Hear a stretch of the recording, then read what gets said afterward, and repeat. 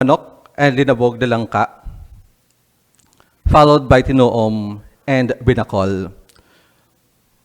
Binakol being on the list no, was unfeatured because of the main reason it is a labor-intensive, laborious to prepare.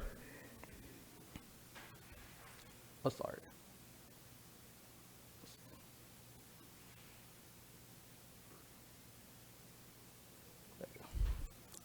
For promotional activities, as you can see, food festivals and cultural events are the most effective promotional activities across all municipalities of Aklan. For promotional marketing tools, digital tools led by social media platforms such as Facebook, Instagram, and TikTok outperform traditional media in engaging tourists. So here are now the barriers to culinary promotion. First, as I have mentioned earlier, iconic dishes such as binakol are omitted by commercial establishments due to lengthy, time-consuming, traditional cooking process. The seasonal availability and sourcing difficulties for native ingredients is another problem, followed by the absence of unified provincial culinary brand strategy linking local municipal food initiatives. And lastly, the inadequate funding and standardized training for small local food vendors and producers. I think my time is up. Thank you so much. Thank you so much, Sir Christopher Dolores, for sharing your study with us. So the study is actually very interesting because it brings together marketing and cultural preservation in Aklan. So it looks on how promotional practices can be used to promote the food traditions and gastronomic heritage as well of Aklan. So I believe that your study is not about how do we promote Aklan food, right, sir? But Yes. also, how do we promote it while keeping its cultural identity alive? That is right, ma'am. Okay. So my question is, how can promotional activities help preserve Aklan's gastronomic heritage and not simply turn traditional food into a commercial tourism product? Okay. So, by awareness, no, since as being mentioned kanina, social media platform is one of the marketing tools that is being used for marketing, and if the people are aware on how to prepare these traditional foods in an authentic way, then it will be preserved. Okay, thank you so much for that, sir. And I have this follow-up. So since you will do that in awareness and making the people or the local and even the tourists aware, what role do you think the local communities and traditional food producers should play in this process? Okay, so if natapos ko lang sana yung presentation ko, one of the strategic action plan for this study is to institutionalize food festival. Again, the word is institutionalize, because with that we can strengthen the public-private partnership across the 17 municipalities, ma'am. For that, sir, that's a very interesting action to do based on the findings of your study, because that's what I am telling also to my students to make that study on gastronomic and promote and strengthen the cultural heritage of a specific place. And we are from Quezon Province. Thank you so much, sir, and congratulations. Maabong salamat. Thank you. Our next presenter, Gabriel de Guzman, Consumer Acceptance of Mycelium Packaging in the Cordillera Administrative Region, an extended TAM approach. Thank you. Sound check.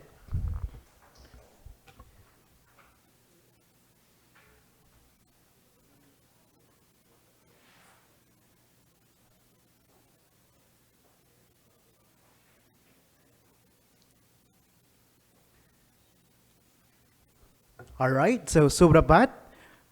Magandang hapon sa ating lahat, Dr. Veronica, and to my fellow researchers and everyone, good morning in the business world. Let me start with a number, and I want you to actually sit with it. The Philippines leaks more than 0.3 million tons of plastic into the sea every single year. That's not our total waste.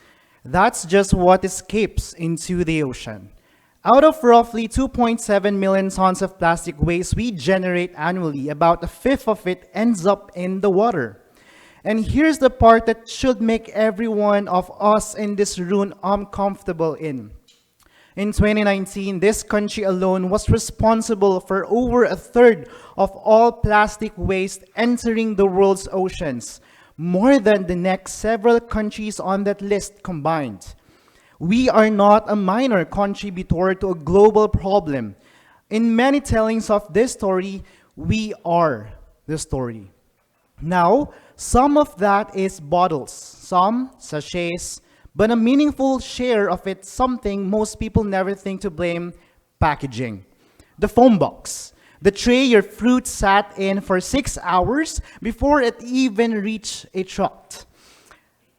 I'm currently the program chair at the College of Business Administration, University of the Cordilleras in Baguio, Benguet. Marketing, AI, and sustainability has been my research agenda for years.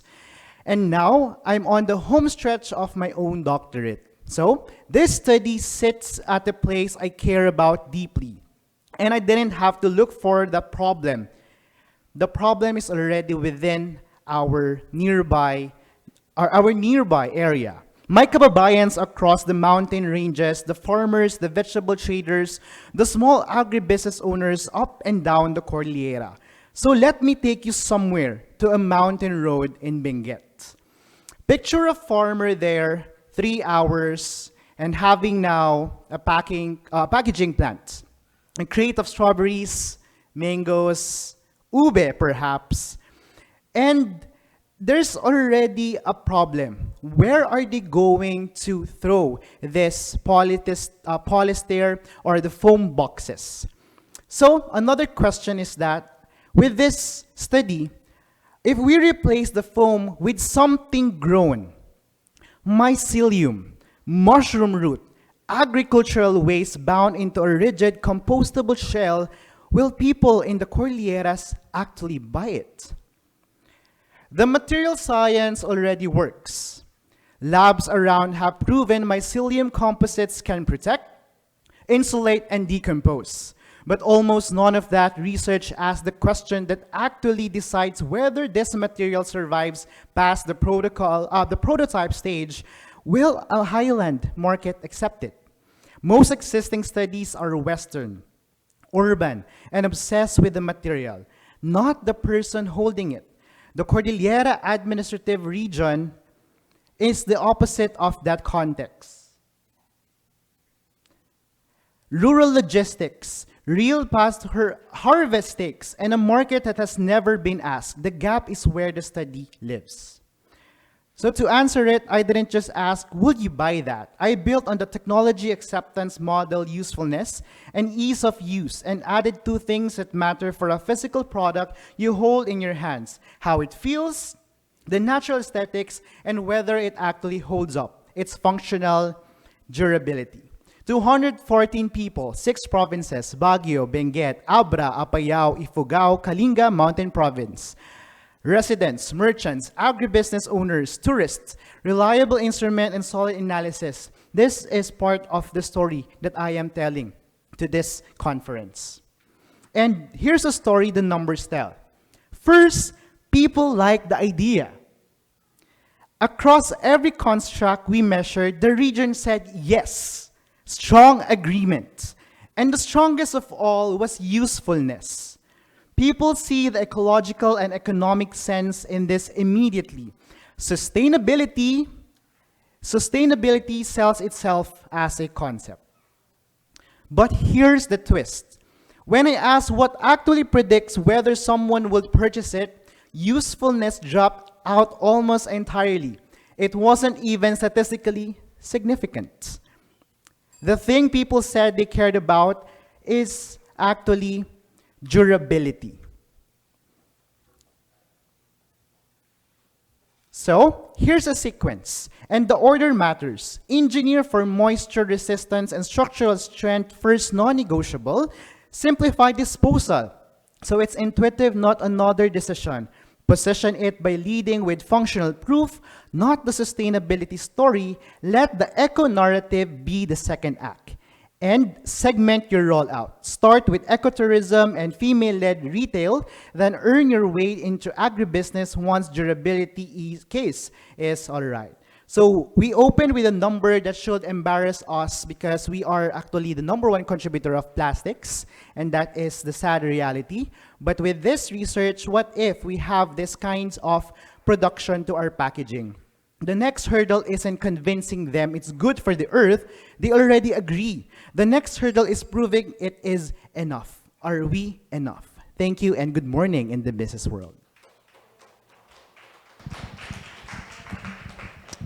Congratulations, Sir Gabriel de Guzman.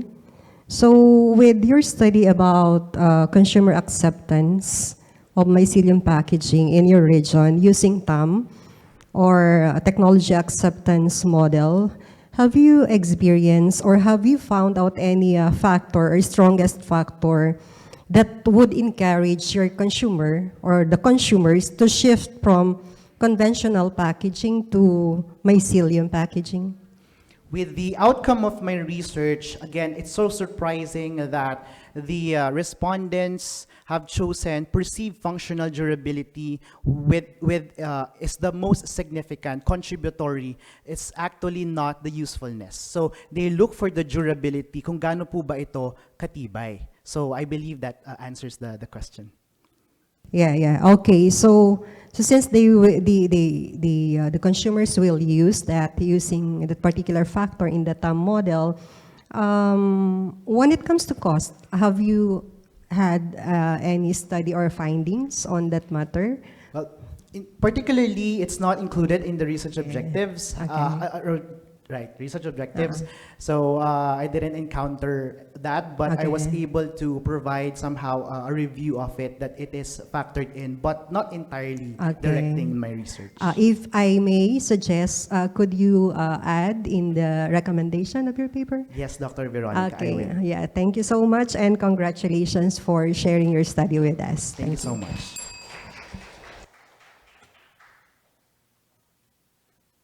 Our last presenter for technical session 2, may we call in Maria Joy Jocosol. Estimation of solid waste generation and characterization in Eastern Samar State University, Canavid Campus for Sustainable Solid Waste Management.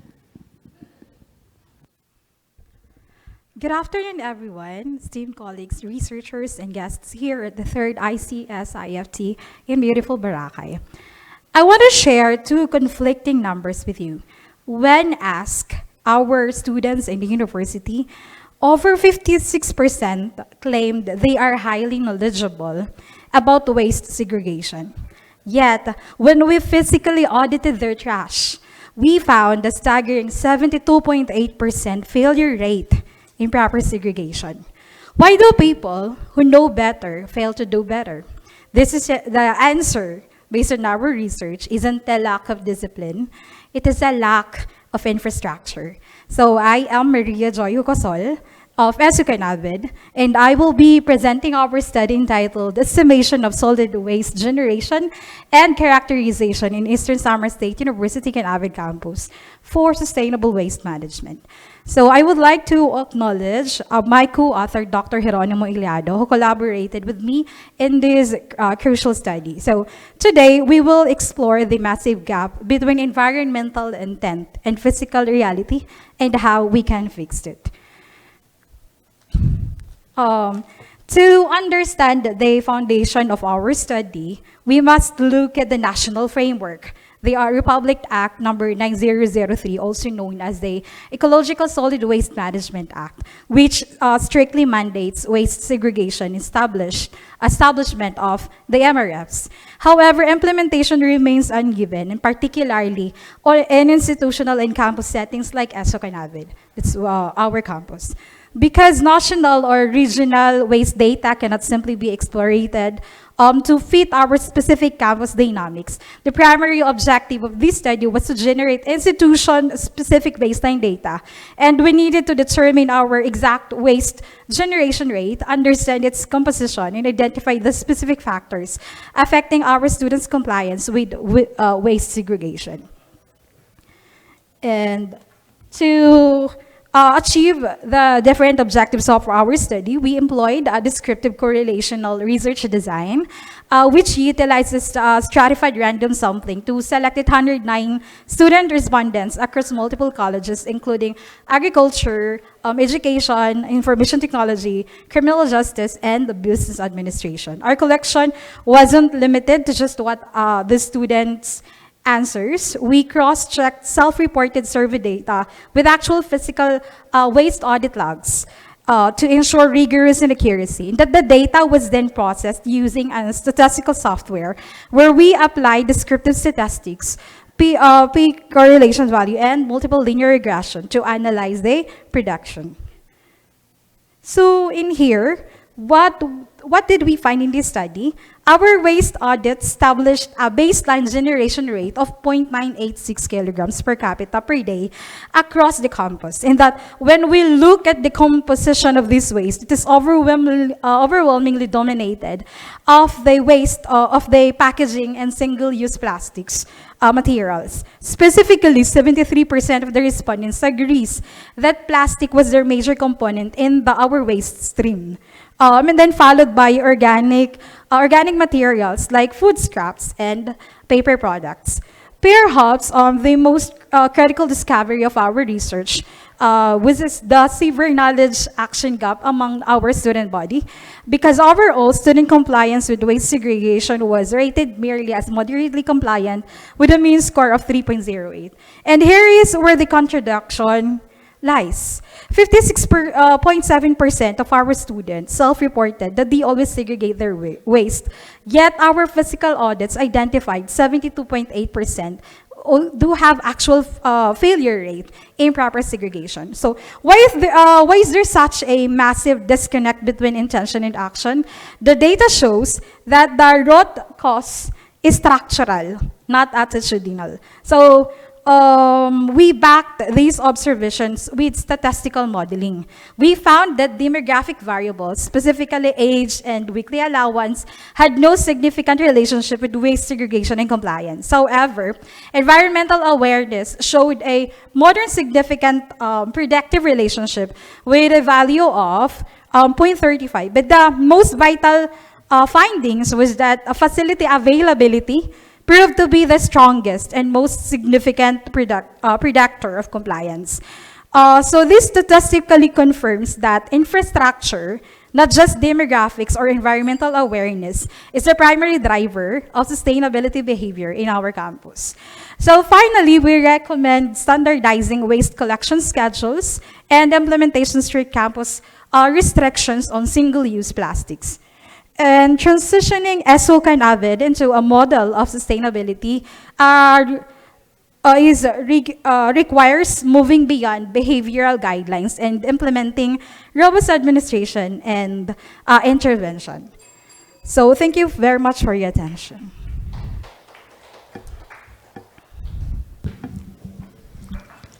Hello, Ma'am Joy. Hi, ma'am. Jocoso. Good afternoon po. Good afternoon.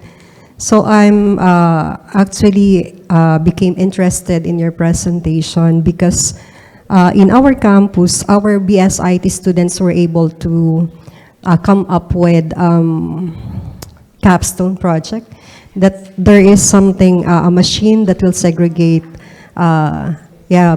waste from the campus. So that's why I am thinking about it. Maybe if there is a good research support from your university, we could contact our BSIT program coordinator will contact you for this to push through the project of our student.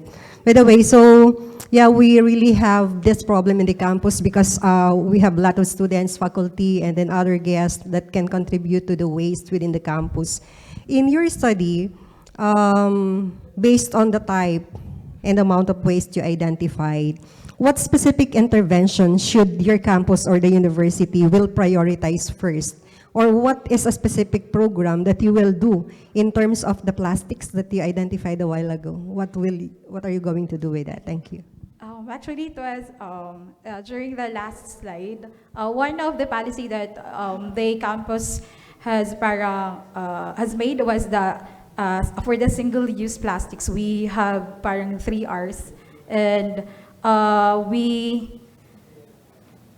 there's such guidelines on how to handle the single-use plastics already, which was already posted and which was transcended our university-wide, institutional-wide.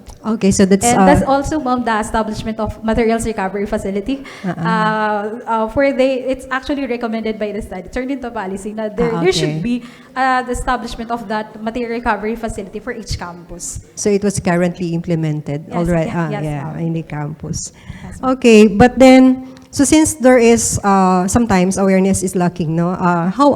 What is the simple approach that you will do to encourage the students, faculty, and staff to participate in the campus intervention for that particular project?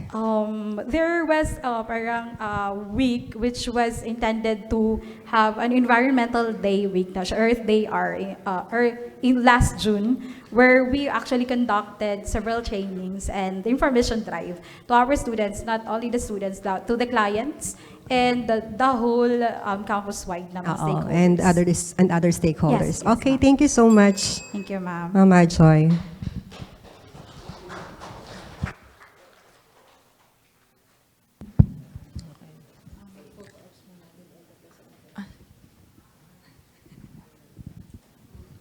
May we call in all the presenters po to have a photo opportunity with our session chair.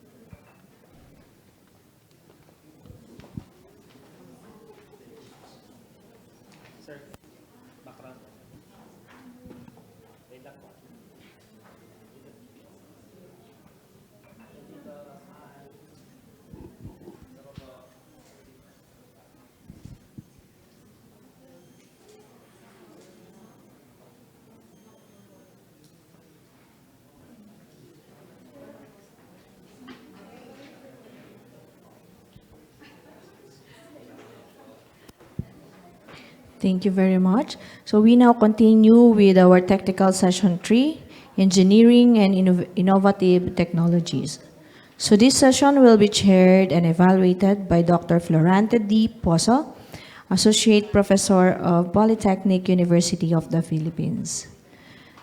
Also, Dr. Florante will present his study first before the first presenter.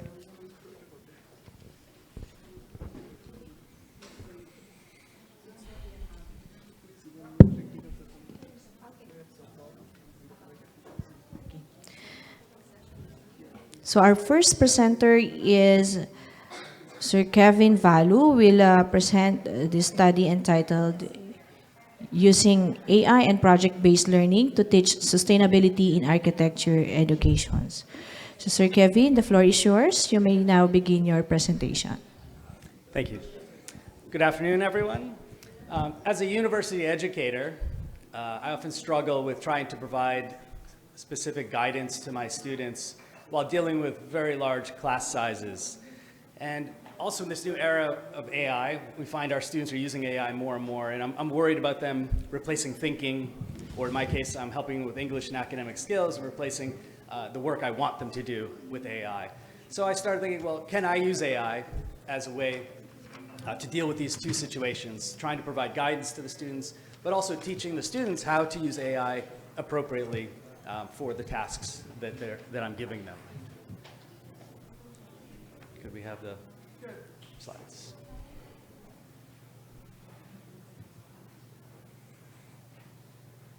So my name's Kevin Ballou, and I'm a associate professor. Thank you. At a large university in Osaka, Japan.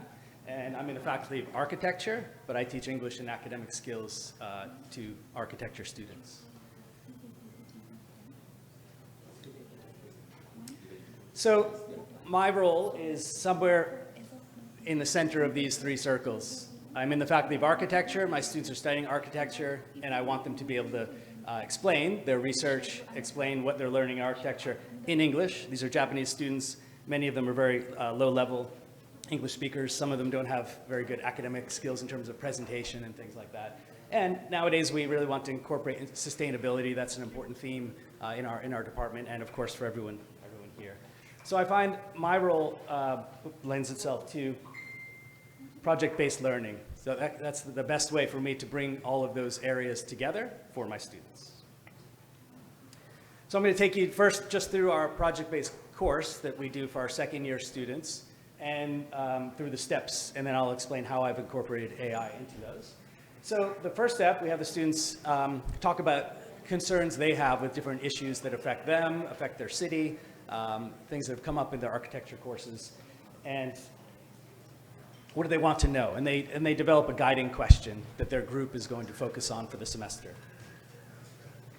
Then the first presentation they have is to a smaller group, to another group with their group, and they each have focused on some area of that guiding question with their own specific focus, and they share their ideas. And you can see that we're going to follow one group through this process. So they've thought about this idea of should the university have a fast food restaurant? We have cafeterias, and we have a few different lunch options. But this group is focusing on whether they should build like a McDonald's on campus.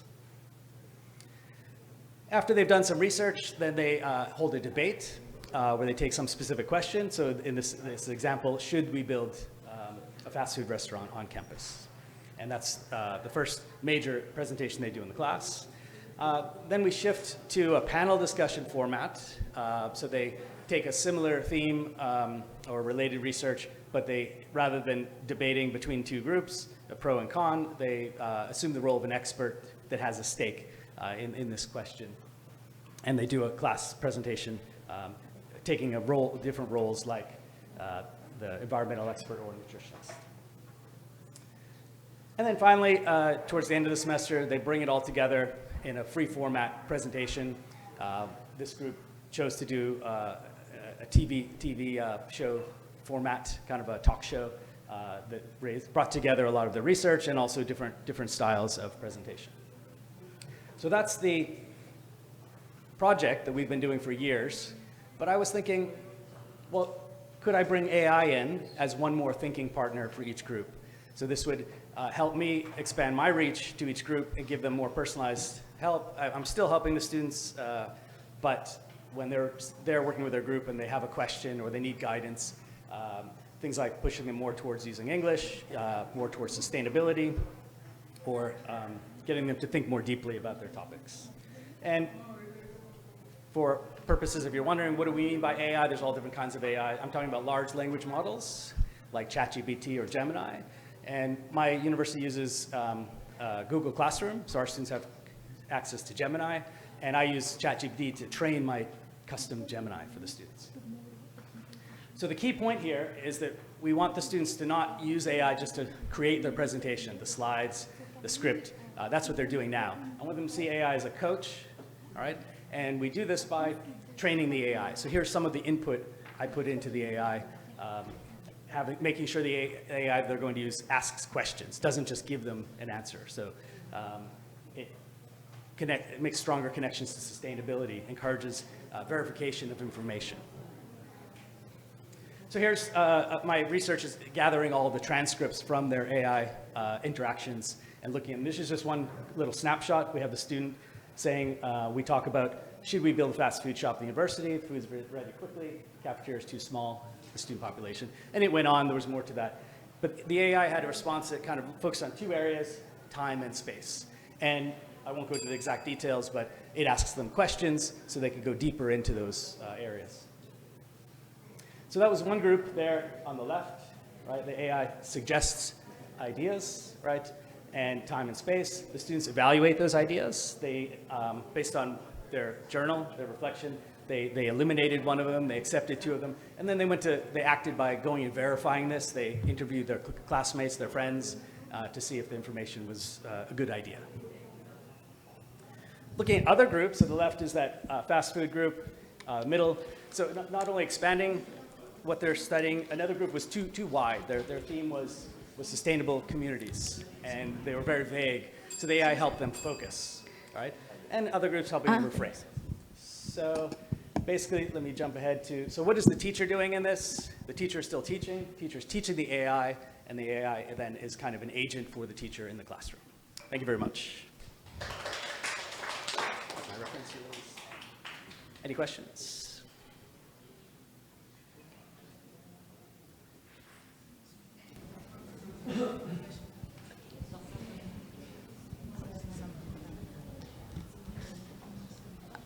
Hello, Kevin. Hi, I'm here. At the back. Oh, at the back. Okay. Hello. Hello, Sir Kevin. Congratulations in your presentation. Although I'm not on it in terms of architectural education, but I understand the AI, the emerging AI today. So, in your curriculum, if I may, so in your curriculum, what specific AI tools or algorithms were introduced in your curriculum and how you applied it during the architectural design process of your students? Right. Okay, so as I mentioned, our students use Google Classroom. So I put all the assignments on Google Classroom, and we can create a Gemini, an AI, large language model bot. And I can train the bot as the teacher. By training, I just mean there's a place to add instructions. So I instruct the bot what kind of guidance I want to give the students. And then part of the student's assignment is they work as a group. They have to open up this chatbot, and they have to tell it their plan for their research. And then the AI guides them, kind of shifts them more towards sustainability, helps them expand, or helps them focus their research. Yeah. Okay, thank you for that. And I'm just curious about, have you still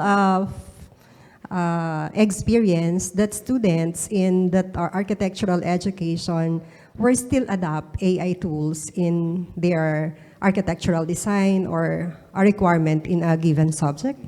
Well, Mayor is not architectural design. I do believe they are using it there. But at this point, I don't think they can count on it. There's too many factors, the physics and all of that. But so my area is in the research of them researching their architectural Okay. methods. Thank you so much for giving clarification. Thank you. Very much.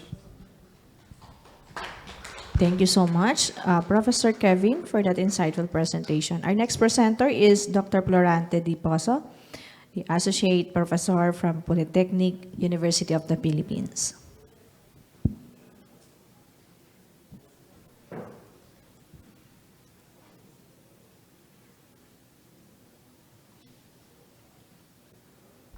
Good afternoon, everyone. So I am Dr. Florante Di Pozo Jr. from the Polytechnic University of the Philippines. I will be presenting to you my research study on the utilization of a demolished concrete pavement that will be recycled into a recycled coarse aggregate and a fine coarse aggregate in a new concrete pavement. If you can see,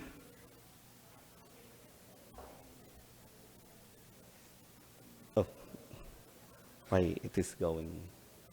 How can I go back?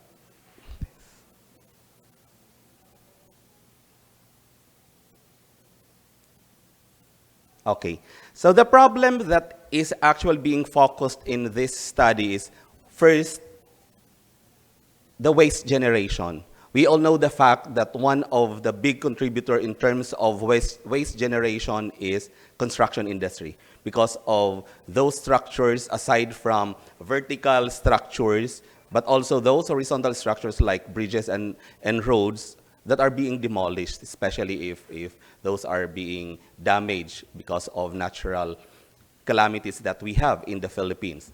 Another thing is that in the construction industry, it is actually the major utilizer of the fine and the coarse aggregates, which are actually gravel and sand. And that actually contributes to the depletion of our natural resources. So there are two main issues that we're going to address in here. As a civil engineer, we have to think of innovation and the application of technology in terms of what we have now, which is urbanization, that we want to improve a certain locality, to urbanize the city, but then thinking of how we can protect our environment and at the same time reduce or even eliminate waste generation. In this study,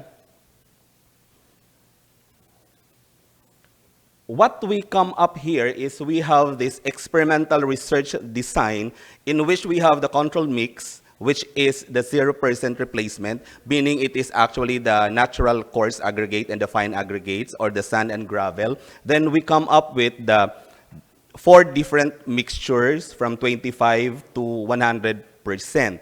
So the source of the material are actually coming from those demolished pavement in Metro Manila, from the different projects of the Department of Public Works and Highways. This project is in coordination with the Bureau of Research and Standards of the DPWH. Why? Because we wanted to help the DPWH come up with a revised guidelines in their blue book as to the utilization of this, because we cannot just, as engineers, as innovators from the academe and the industry, we cannot just say, okay, you can just utilize this kind of materials, because it should be written in the blue book of the standards of the DPWH.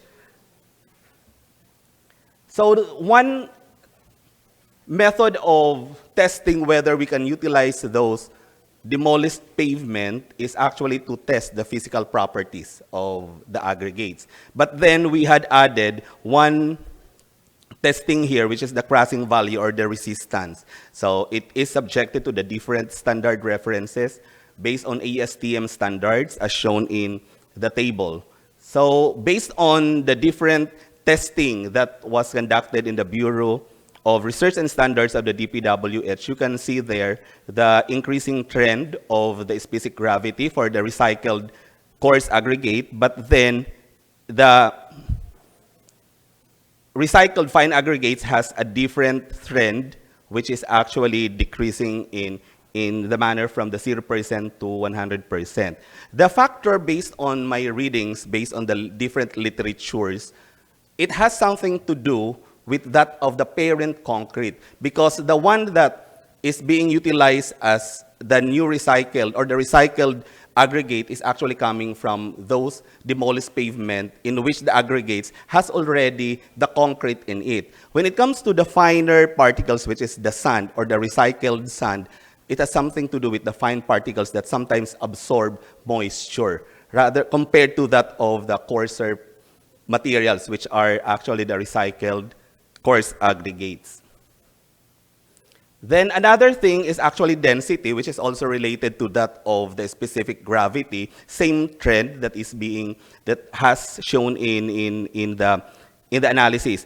But then it has nothing to do with that of the quality when it comes to utilizing these aggregates to that of the concrete when we talk of the strength. Why? Because in the concrete mix design, we just utilize these parameters on how we can come up with the percentages of the different mixtures of the different ingredients of concrete. So that's why the first step of this experimentation is to identify these parameters, because those are actually part of the formula in coming up with the concrete mix design.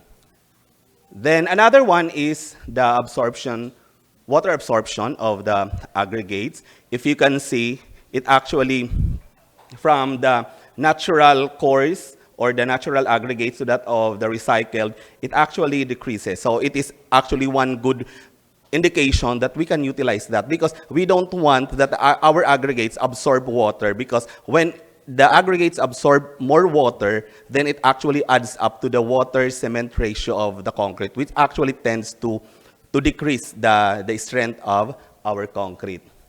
Then in the crushing value, you can see that it is actually decreasing, which means that the resistance to that of the wear and tear is actually good for this. Because of course, thinking that the aggregates itself has already with that of the ingredients of the old concrete, which is the parent concrete. So with that, analyzing the different values, it is actually significant based on the statistics. So meaning, if I'm going to look at the different values, I can actually utilize those with that higher percentages. But I cannot yet, or I cannot give a final conclusion yet, because these are just the physical properties of the aggregates.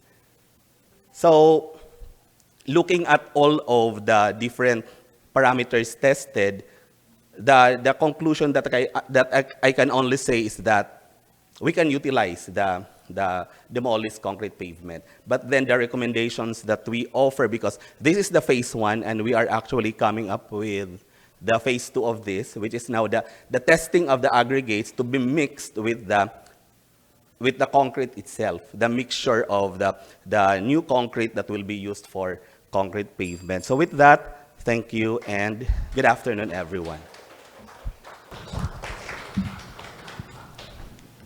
Hello po, sir. Good afternoon. Hello, ma'am. Good afternoon. My colleague from PUP. From PUP ulit. Apo.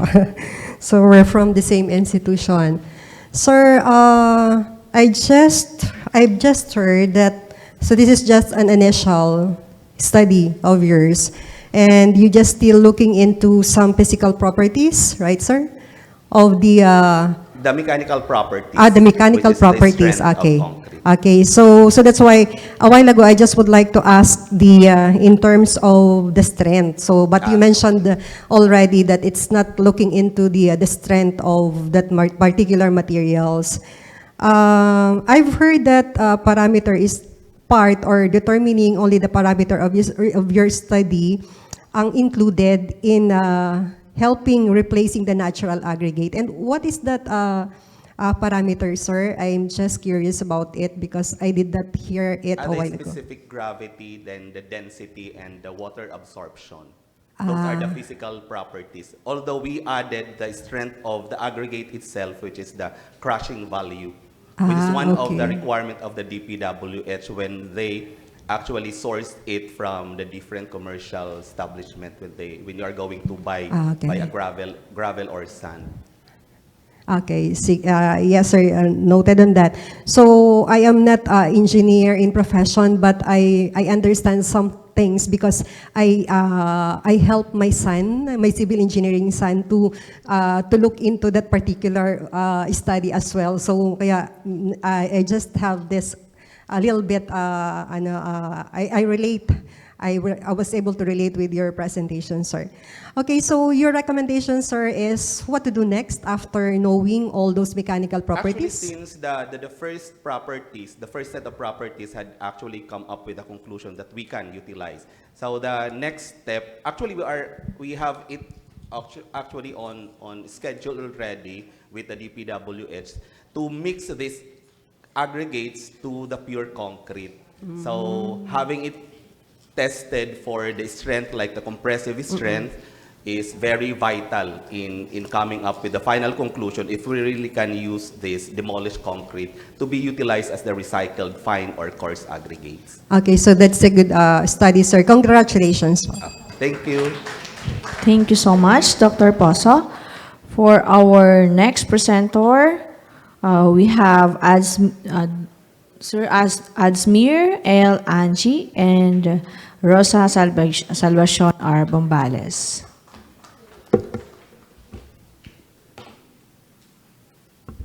Good afternoon, everyone. Assalamu alaikum. I am Adsmir Al Anji. On behalf of my co-author, I will present this project. I have here a device with me. It's called Neural Cry. This Neural Cry is a smart infant cry reason display with on-device machine learning. Before we come up to this device, we probably identify what is the problem at all. Now, as a parent or a caregiver, to respond to the needs of an infant is highly recommended because delayed care or wrong response to the care of an infant will provide more difficulty to stop the cry of an infant. As we all know, the mode of communication of an infant is through crying. Therefore, introducing this neural cry.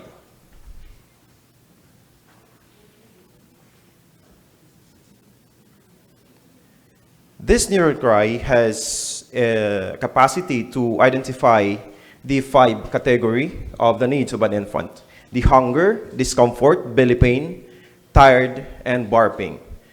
This device is capable to identify the cry of an infant. If the infant is hunger, therefore it display on this device if the infant is hunger. And it provide immediate response for a caregiver if what is the need of an infant. This device is portable. It provides real-time response and has a privacy or higher privacy security with it will never transmit the audio into the remote server or into the cloud. This is how the device works. First, the device will acquire cry of an infant, and it will use the quantization, the male frequency septral coefficients, and it will transfer into the phase 3, which is the model installed and the microprocessor ESP32S3, where the TensorFlow Lite micro runtime is stored in it and analyzed, and it predict the reason why the infant is crying and display it on the SH1107 128 by 128 OLED monitor. And this device also has an accuracy of 92.17% up to 92.5% with a real-time latency of 43 milliseconds. This device is powered with 12.3 milliwatts with a lifelong up to 25 days, which means this 25 days is not like directly on. When you need to diagnose the cry of an infant, you turn on the device without charging it. And this has 2,000 milliamperes per hour LiPo battery. The model size stored in this device is 28 MB that quantizes into integer 8, and a usage of RAM 320 kilobytes. This is the class precision during the testing of the device and the caregivers. Now, this is a caregiver validation and privacy dividend. The mean for the overall satisfaction, along with all the caregivers and health workers, which means caregivers include all the related or direct to the care of an infant, like for example, the aunt, the parents, the uncle, or the one who's responsible for taking care of an infant, and the caregivers. The system usability and value, likelihood recommended, which means it's recommended for other parents to use this device in order to diagnose easily for the infant's care. And easy to set up. Just turn it on. When the infant cries, it will detect the cry and it will display on the monitor. And the privacy dividend. This is absolutely privacy 100% secured, which means the data will not transmit into the remote server. It will stay on the device itself. And there is no lag. And it is not connected to the internet.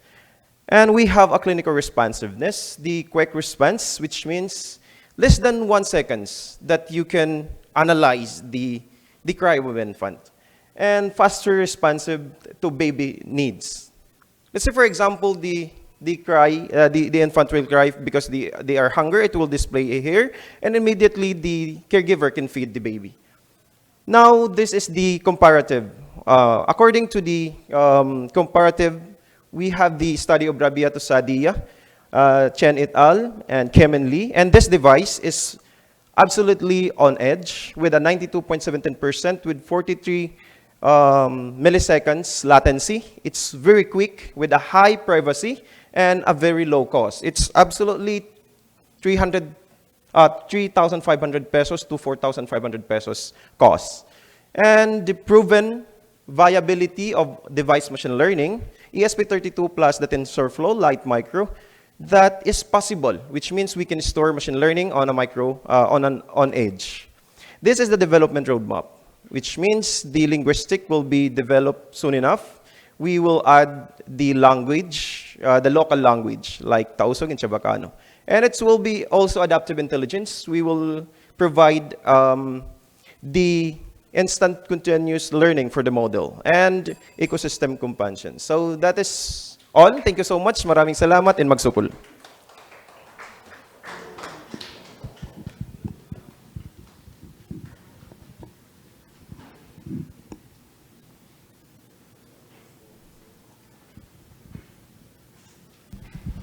Good afternoon, Sir Adsmir, Angie. Good afternoon. Congratulations. So I was amazed with Thank you so your much. presentation. I really don't understand some technical terms in your presentation, but I need to take it literally what is all about your study. But I'm just curious about, does it have the what we call the feature extraction? Because sometimes, or should I say digital filters? Because there are some surroundings that may cause noise when the baby is crying. So does it have any feature extraction techniques or some digital filters that you used in your study to determine its reliability and other things that will make the findings, real, no, for us like mothers? Thank you. Thank you so much, ma'am, for your question. Actually, the mic has already double memory access, which means this is a double buffering. The noise will be classified, will be separated to the real voice that acquired by the device from the infant cry. And then the male frequency conceptual coefficients is also a kind of technique for feature extraction, which means the noise will not be included into the analyzing of the machine learning or the data inside the microcontroller.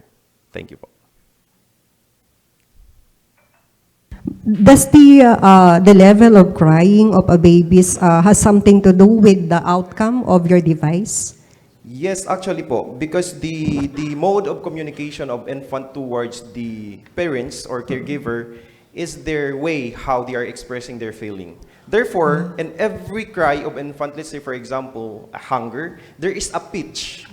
And that pitch will classify by a male frequency conceptual coefficients. And then it analyzed by by TensorFlow Lite. Actually, there is another TensorFlow, but it's not recommending for this device. So we use TensorFlow Lite Micro. So that is the way how the device will analyze the cry of an infant and categorize by hunger, burping, belly pain, and tired. Yes. Okay, so thank you so much for that study. But I guess we cannot replace the instinct of a mother in terms of knowing what's the real reason why baby is crying, right? Maybe only to those caregivers, no, babysitters, but not the mother. Yes, exactly. This is only to assist Yeah. the mother or the parents. Thank you so much. Thank you so much. Congratulations. Thank you so much, Sir Asmi, for that interesting presentation. We now welcome our next presenter, Professor Rosa Salvacion R. Bombales.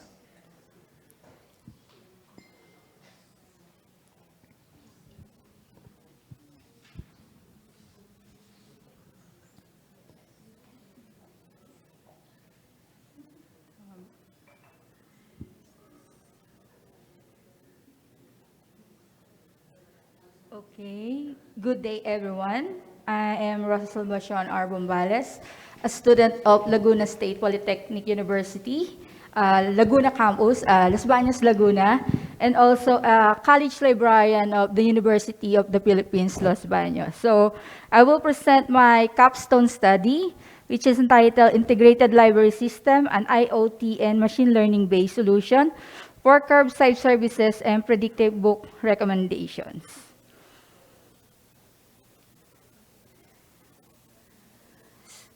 So this study developed and evaluate an integrated library system for the Calamba Institute Learning Resource Center. So the system automates major library operations like circulation, acquisition, cataloging, inventory, and others, and integrates RFID, IoT, and a priori algorithm for curbside book returns and personalized recommendation.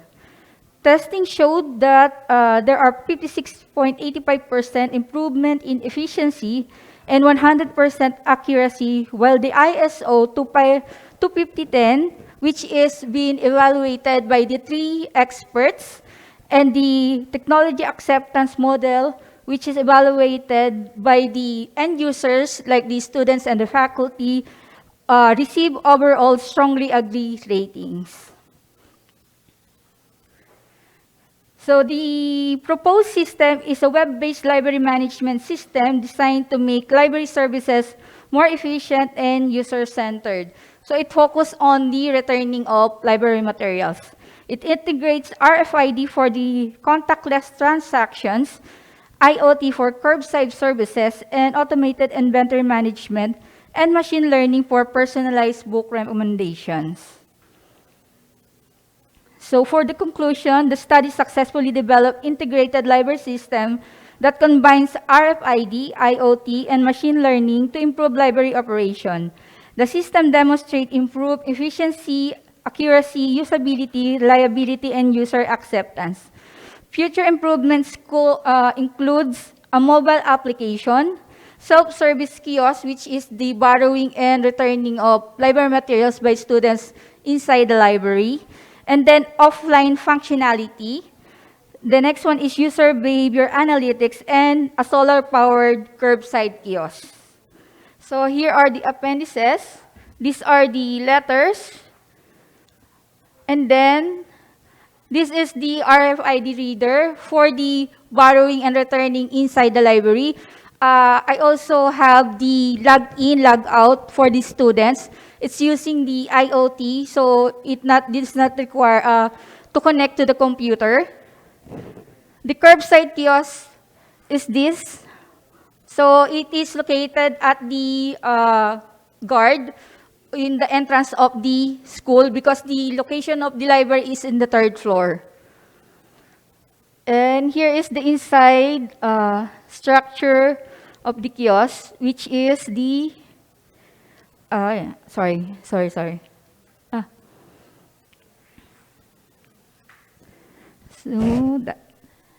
yun.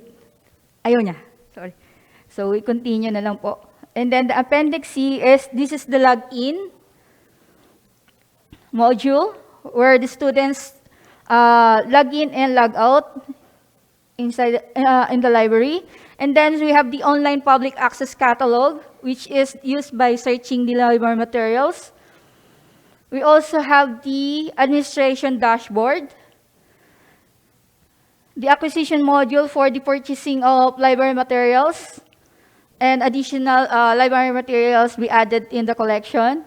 We have also the cataloging modules for the organization of the materials. We have the circulation module where the returning and borrowing and computing of the book fine happen. And this is the inventory module for the organization of the collection. The next one is the accounting module. The school requested that the accounting or the cashier should have the access for the book fine or updates of the student who have accountability. And these are the result of the circulation transaction with associated books for the a priori algorithm. So this is the part of the machine learning, which is the system recommend books. And this is the association rules, the result, and thank you.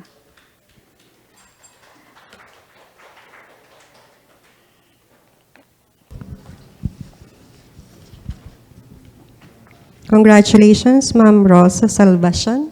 Thank you, ma'am. Okay po, good afternoon. So, I just would like to hear, maybe in layman's term, clarification. What is the difference between I am familiar with the database or the library database setup to this what we called Internet on Things to manage automated curbside book pickups? Because I am only familiar with the database in the library, in the use of library setup. So what's the difference of this, ma'am? Although I've seen some of the, what's this? The flow, the network or the process of your capstone. But can you give me clarification or short term or layman's term for me to understand it deeper? Thank you. Okay, ma'am. Actually, the curbside is a kiosk for returning library materials. It happened that we encountered pandemic, right? So most of the library materials return in the kiosk, but it is not automatically or real-time return the material. So the curbside kiosk is located on the part of the parking or on the entrance of the school where students can return the materials without going to the library.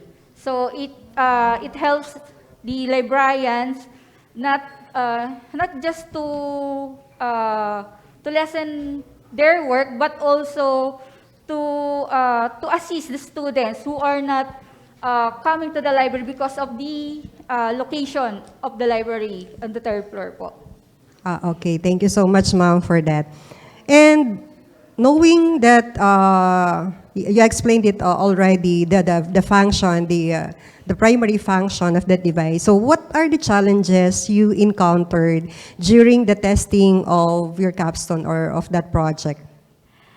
Actually, ma'am, the major problem is the RFID, which is I need to look for the RFID sticker that can read in 1 or 2 seconds, because I purchased an RFID sticker that it can read by 5 seconds. So there are a time frame for that. So, and also it reads only 5 centimeter. So the materials needed to masyadong idikit dun sa ano. Pero we try different RFID stickers, and then we come up with the stickers, but not too much costly, because the principal told me that I think the gadget and the RFID is too costly, but we purchased only 4 pesos. Okay. Thank you so much for that, ma'am. I hope it was included already in your recommendation because you encountered that kind of challenges Yes, ma'am. in your I study. already included it. Okay, thank you so much and congratulations. Thank you so much. Thank you, Ma'am Rosa. So our next presenter is Sir Jerian or Abdurasi. Hello. According to the data from the Philippine Statistic Authority, cerebrovascular disease stands as the 3rd leading cause of death across the nation, claiming nearly 50,000 lives in a single year alone. Furthermore, according to metrics established by the World Health Organization, the Philippines suffers a staggering stroke mortality rate of 77.9 deaths per 100,000 individuals, a critical health issue largely compounded by decentralized infrastructure and a complete absence of diagnostic tools in rural primary health care clinics. Good day, everyone. I am Jerian R. Abdurasi, a Microtech certified routing engineer from the Aklan State University and also a student. I would like to introduce our project, which is the Predicta Health. Behind the national statistics lies a tragic operational reality. Surviving a stroke demands early detection, yet our primary health data infrastructure remains severely decentralized. Consider a facility like the Barangay Bato-Bato Medical Center from Sulu Province, Facilities like this serve as the essential primary care facility and first point of contact for thousands of residents. However, barangay health workers operate under severe institutional restrictions, a complete absence of advanced diagnostic machinery such as CT scanners, and a heavy reliance on obsolete paper-based tracking system. When geographical isolation is combined with basic analog record keeping, clinic interventions are dangerously postponed. By the time severe stroke symptom manifests, critical windows for treatment have already passed. This brings to our fundamental research challenge. How do we convert basic accessible patient information into actionable, nonlinear clinical insights without a laboratory? Our solution is Predicta-Health.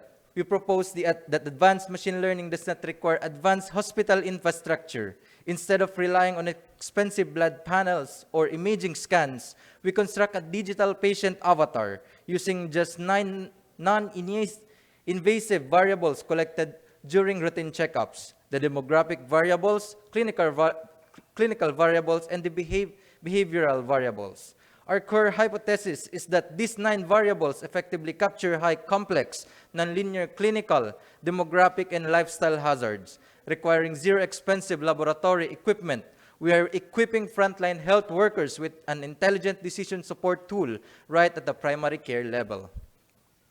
So we have the diagnostic engine methodology to translate raw patient data into reliable clinical predictions. We design a 5-step data to deployment pipeline.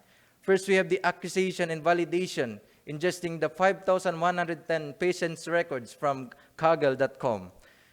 We have here the pre-processing cubicle, cleaning the data using z-scores, outline detection, median imputation for missing BMI values, and one-hot encoding. The imbalance handling, model bake-off, and output generation. So, in conclusion, by prioritizing minority class recall over vanity metrics, we transform imbalanced data into a life-saving asset. The Predicta-Health model serves as a scalable, economical blueprint for decentralizing cardiovascular intervention across the Philippines, empowering community health workers to see the invincible before it becomes the inevitable. Thank you, and we are open to your questions.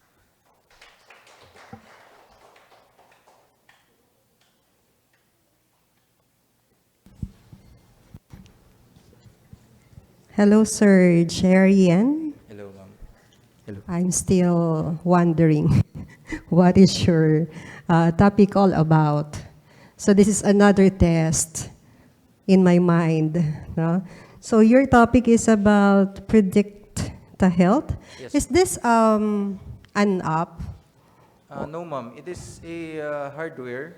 A hardware. Of machine learning to help people to support their decisions on checking on what stroke level are they. Ah, all right. So how do you test the generalizability of that particular hardware in terms of determining that level of stroke or the risk prediction? What have you done on that?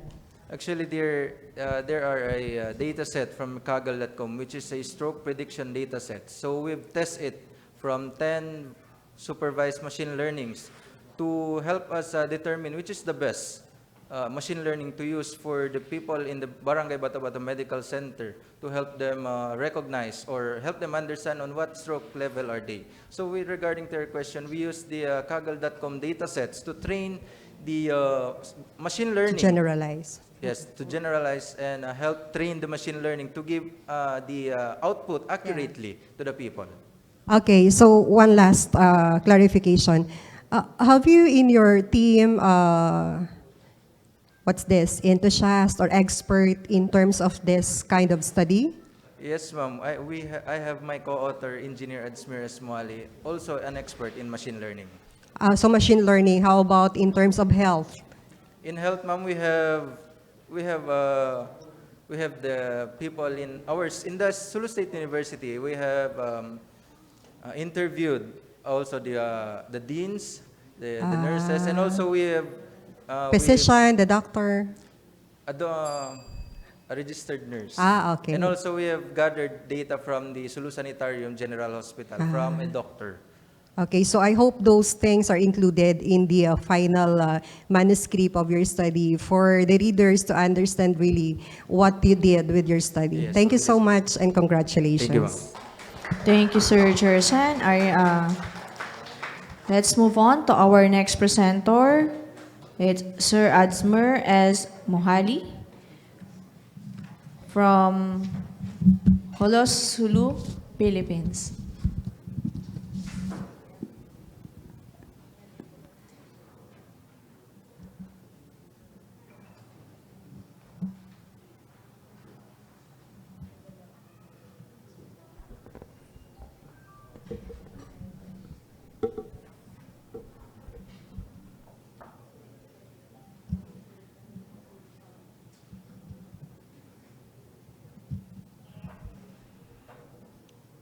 Assalamualaikum warahmatullahi ta'ala wabarakatuh, and good afternoon.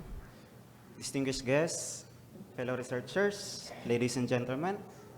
I am Adsmer Mohali from Sulu State University, together with my co-author, Engineer Piras Z. Ututalong.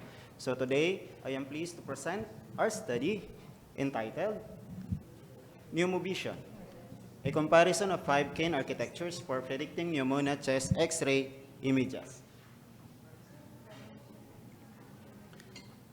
The main objective of this study is simple: to determine which pre-trained deep learning architecture can best classify chest X-ray images as either normal or pneumonia.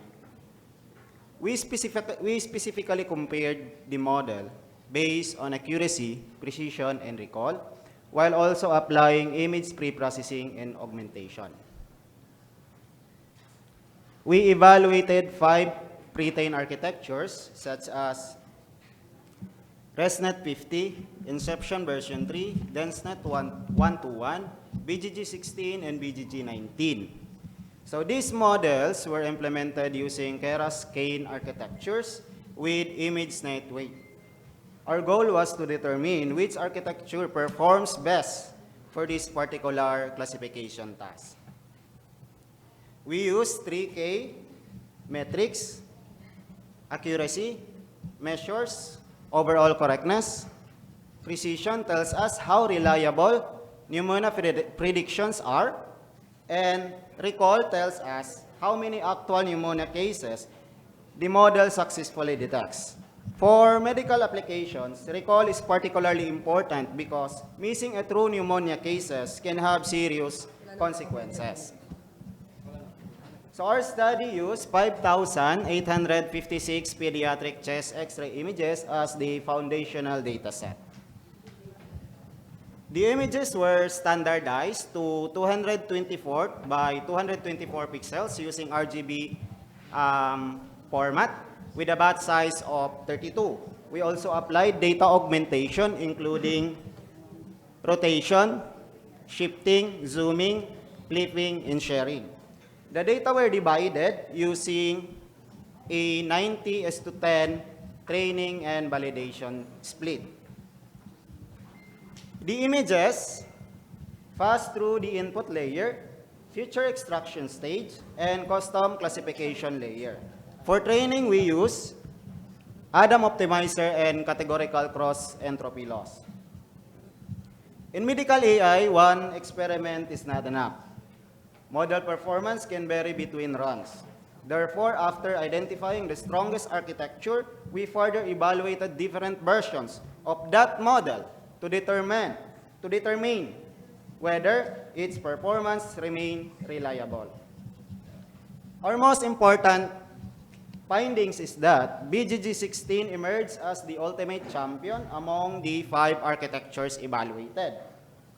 This demonstrates that a well-established architectures can still perform strongly in a medical image classification task. But our study goes beyond simply identifying model with the highest accuracy. In medical AI, recall is critical. A false negative means the system fails. to identify a patient who actually has pneumonia. Therefore, when developing an AI-assisted screening system, we should ask not only how accurate is the model, but also how many actual pneumonia cases can the model detect. This is why recall deserves particular attention in this application. To conclude, we compared 5 pre-trained deep learning architectures using 5,856 pediatric chest X-ray images. Among the evaluated models, BGG19 demonstrated the strongest performance. More importantly, our study highlights that accuracy, precision, and recall must all be considered, with recall being particularly important for pneumonia detection. Finally, pneumovision is envisioned not as a replacement of healthcare professionals, but as a potential decision support tools, rather, to assist in pneumonia screening.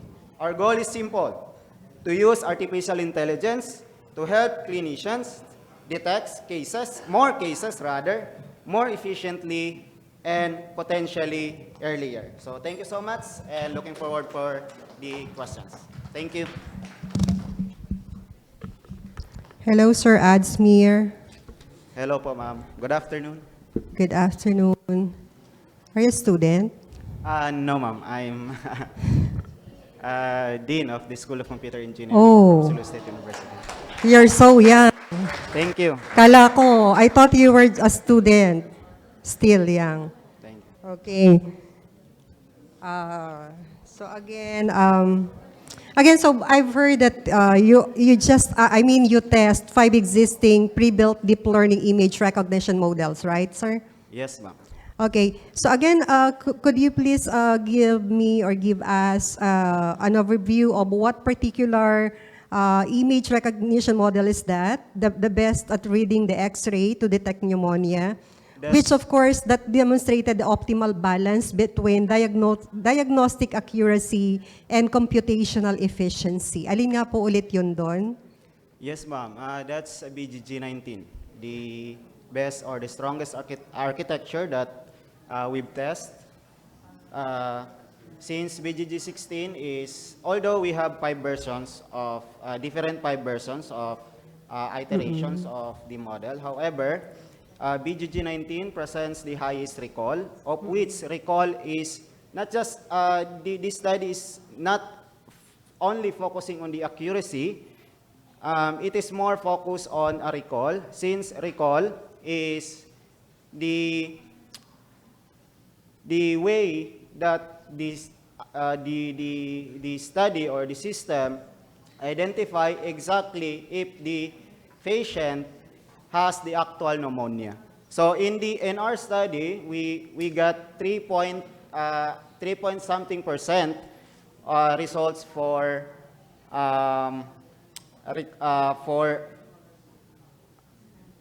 or 97% for recall, therefore a 3% error. So that's good for medical cases, because in medical cases it is important that the system or the innovation system that we integrate is not focused on the accuracy itself, but on the other details of the system so that it provides an accurate information. Okay, so is that the common and the current model that the radiologist is using? Is that model the current one that is being used or not yet? Not yet, ma'am. Actually, the purpose of this research is as a guide for our institution to produce a project or extension project to provide AI-assisted tools to the RHU in the Sulu Okay, province. so that's a very good outcome of your project, sir. Congratulations and thank you. Thank you so much, ma'am. Thank you so much, Engineer Azmir Muhali. For our next presenter, may we call on Professor Rosita T. Rizaldo.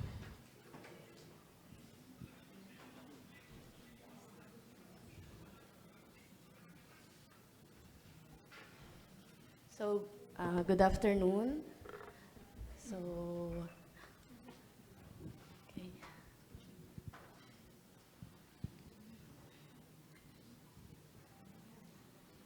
So I'm from the farthest south of the Philippines, the Sultan Kudarat, and I'm from Sultan Kudarat State University. Can you? Okay.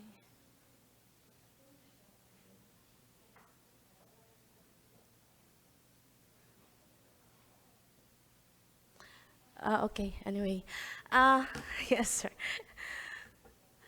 So just to give you context, our area is mountainous area, and we have this mountain range, and that helps us in typhoon that covers the area, our area, because of the range, mountain range, and mountainous region.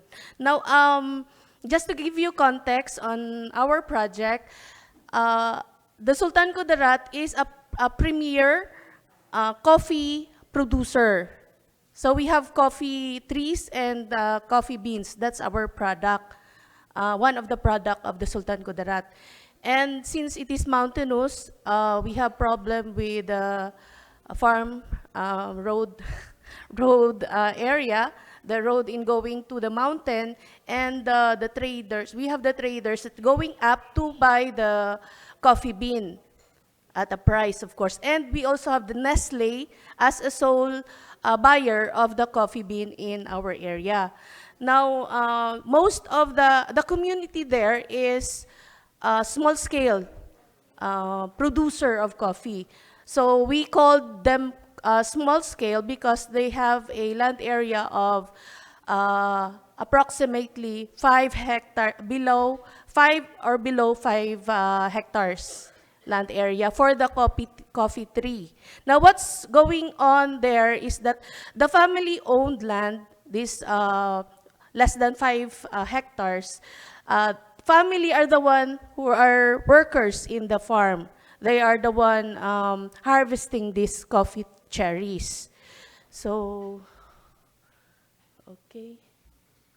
And the problem with this small scale is the price of the coffee, the wet coffee cherries, the freshly picked coffee cherries is only 50 pesos per kilograms. And when we dry that one, that's almost doubled. So I have here a study wherein fresh coffee cherry, when you market that one, your ROI is 55%.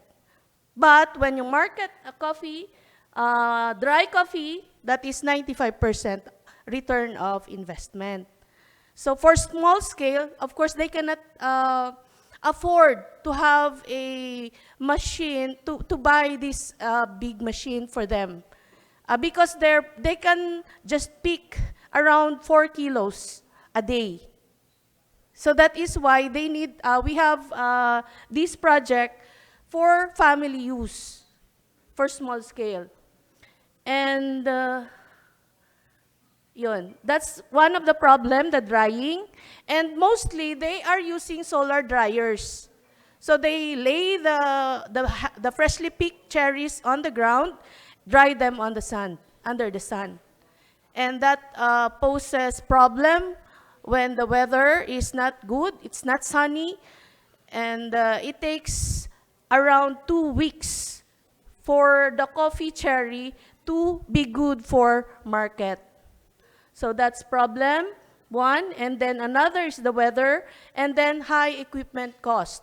So the cost of the equipment in the market cannot be afforded by the family because they only have a small harvest, and they do not need such a big machine kasi they cannot produce, they cannot pick, they cannot harvest enough for big machine. That is why we have opted to make yung small scale, which is only capable for maximum of 5 kilograms for drying.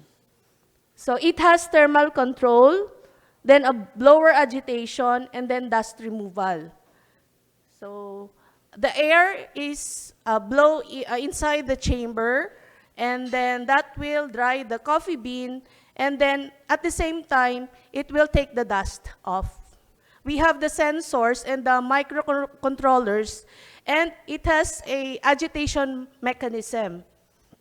So we found out, of course, that it is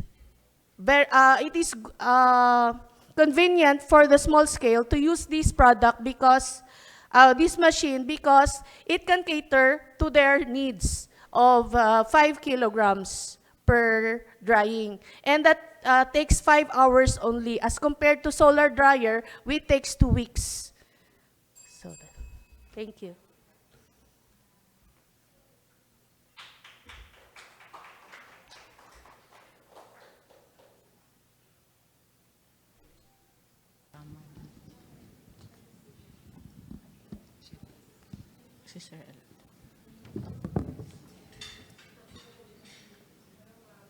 Yes, thank you.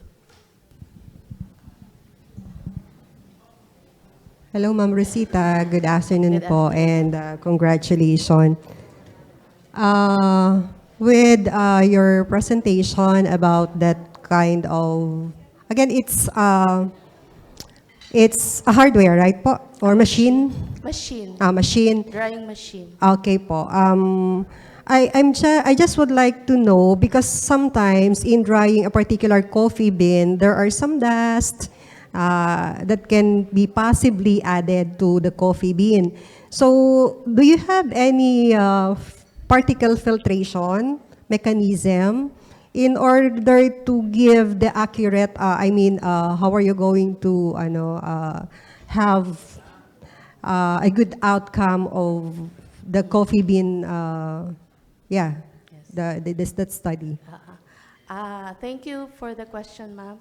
Actually, it is coffee cherries, cherries picked. It's not yet the bean. It's the okay. coffee cherries picked fresh from the tree and then dried. It has a paddle, agitation paddle, which agitate the coffee cherries. And then it has a blower so that it will separate the dust from the coffee cherries. Okay. So it will automatically remove or Yes. Okay po. So that's a good thing that we can immediately integrate on filtrating that particular particle in your study. Thank you so much, ma'am, for clarification, and congratulations po. Thank you. Thank you so much, Dr. Rosa, for an insightful presentation. So for now, we will proceed to the presentation of Professor Malikha Ilupa, and to be evaluated by Professor Dr. Jeronimo Elado.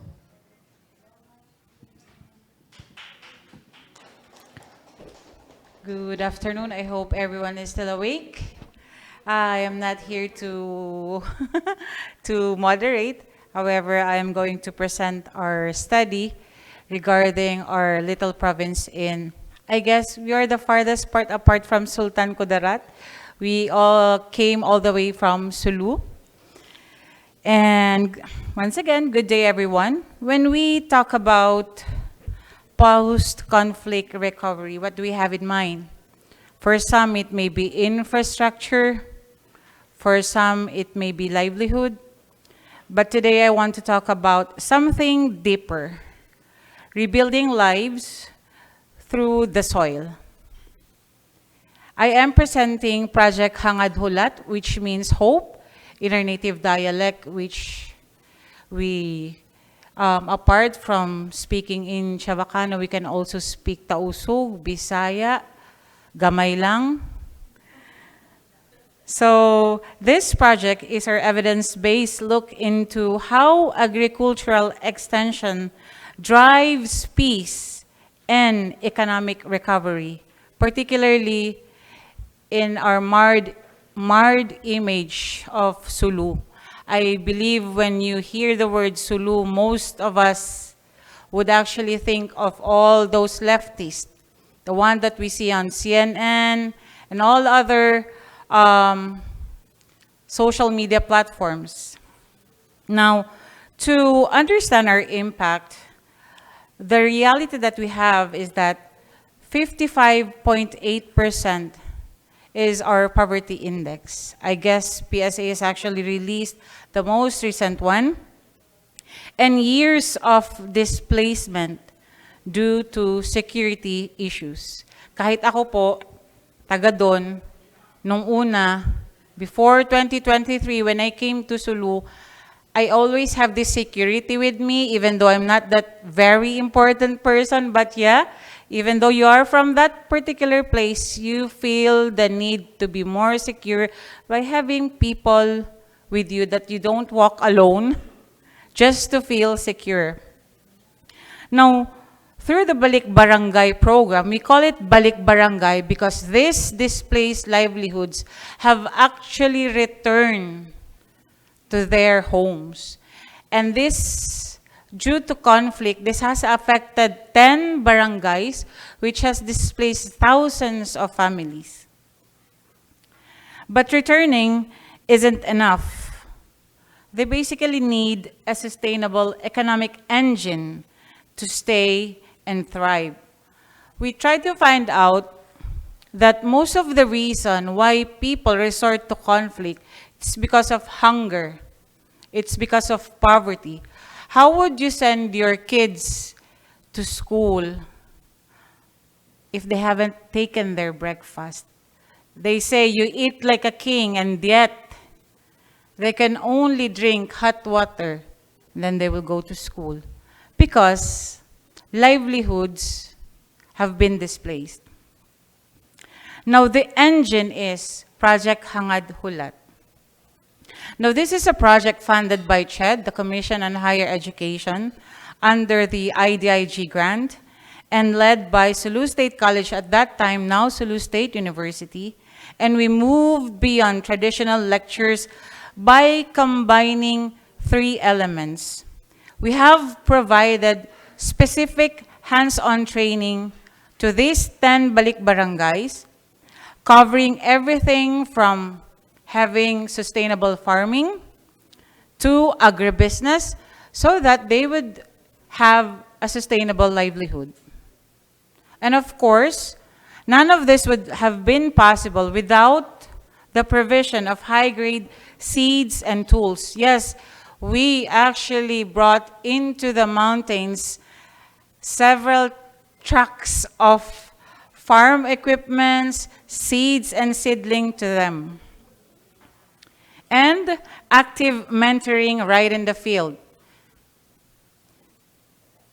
There was this particular group chat that we made on Facebook because even though we came from the farthest island of the Philippines, we have this internet provider, Starlink, wherein you would just drop your coin and you get connected to the internet. Now, most of the people there have actually access to social media. And we created a group chat to make sure that our means of communication would still be open regardless if the project has actually terminated or not. This way, we made a chemistry. And the results speak for themselves. We help 1,000 households shift from survival mode to market production. We have 92.5 direct economic gains, and nearly 80% increased their income by over 20%. And 1 in 3 farmers have actually increased their income by over 60%. We have also tried to lobby them to some non-government organizations such as European Union, BAEPLIP, to help them even though we don't have these funds because this particular project has actually ended, but the assistance is continuous. And for most of them, they have reached as far as Davao, Cagayan, for more extensive technical trainings in growing agricultural crops, specifically high-valued crops like coffee.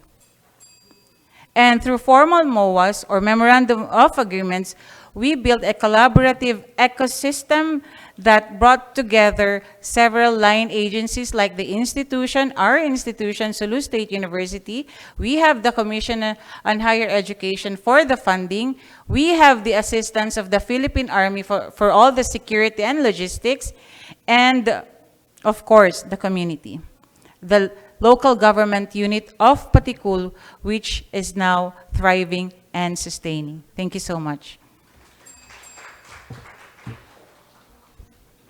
Sir, I'm very sorry po if you have to question me again.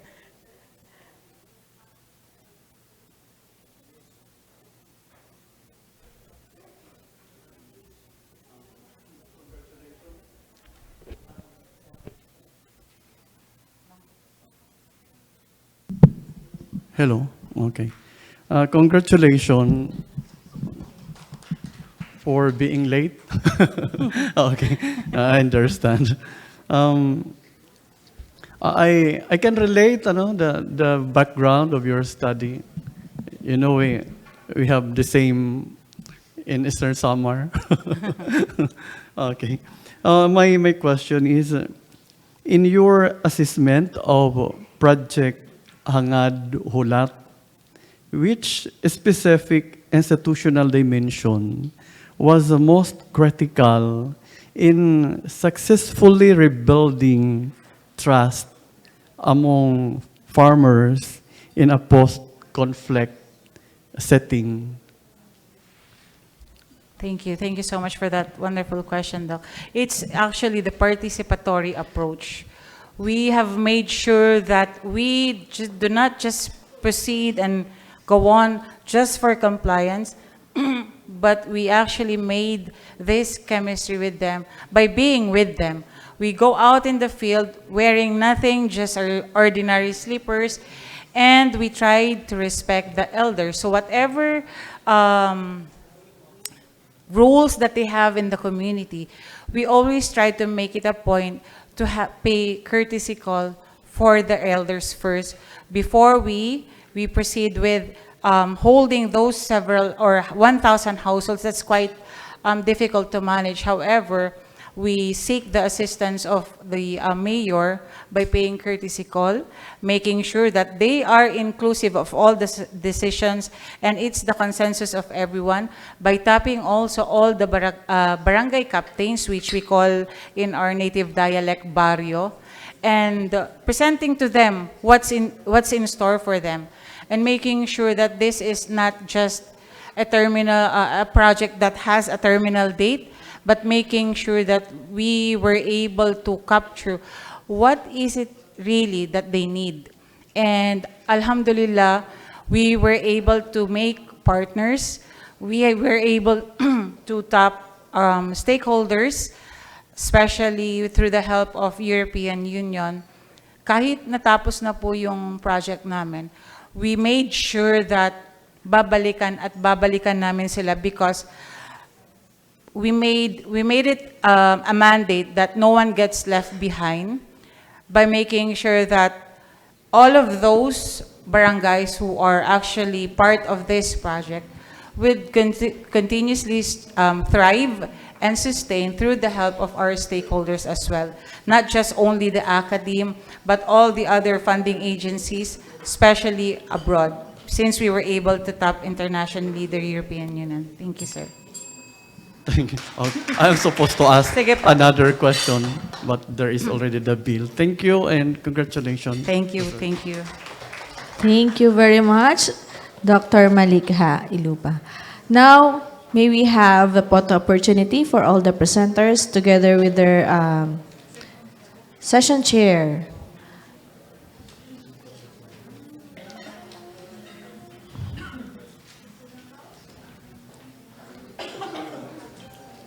Again, may I call on all the presenters to kindly proceed to the designated photo area here in front.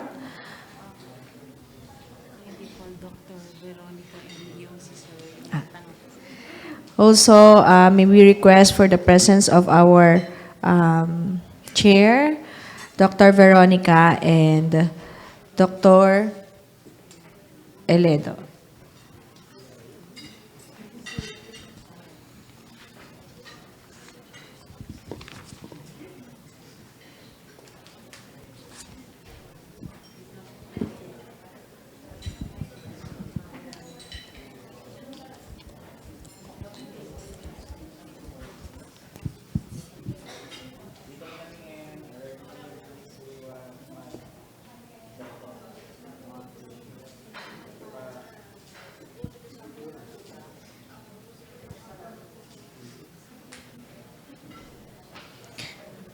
Thank you, and once again, congratulations to all our presenters for their excellent presentations.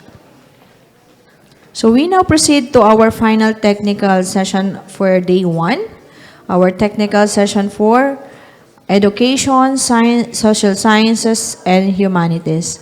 So this session brings together research exploring education, psychology, social issues, governance, entrepreneurship, and various aspects of human and community development. So the session will be chaired and evaluated by Dr. Malika Ilupa, a faculty member of Sulu State College. Okay, for the first presenter to this session, may we call on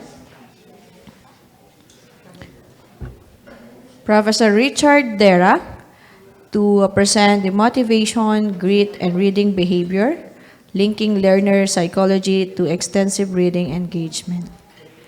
Sir, have the floor, please. Good afternoon. Can everybody hear me okay? Okay, in the back? Good. All right. My name is Rick Dara. I work at the Faculty of Applied Sociology at Kindai University in Osaka, Japan. I'm originally from the United States, but have lived and worked in Japan for about 30 years. My research, thank you. My research focuses is a mixture of history, education, and applied linguistics. But today I'm going to focus more on curriculum development that we're using within our faculty for English education.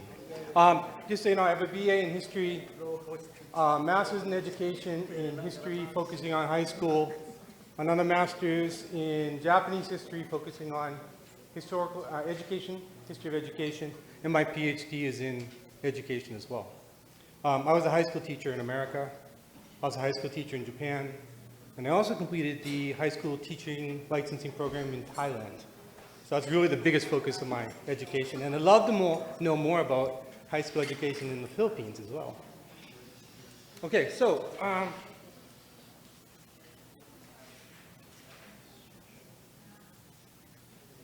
if I can, okay.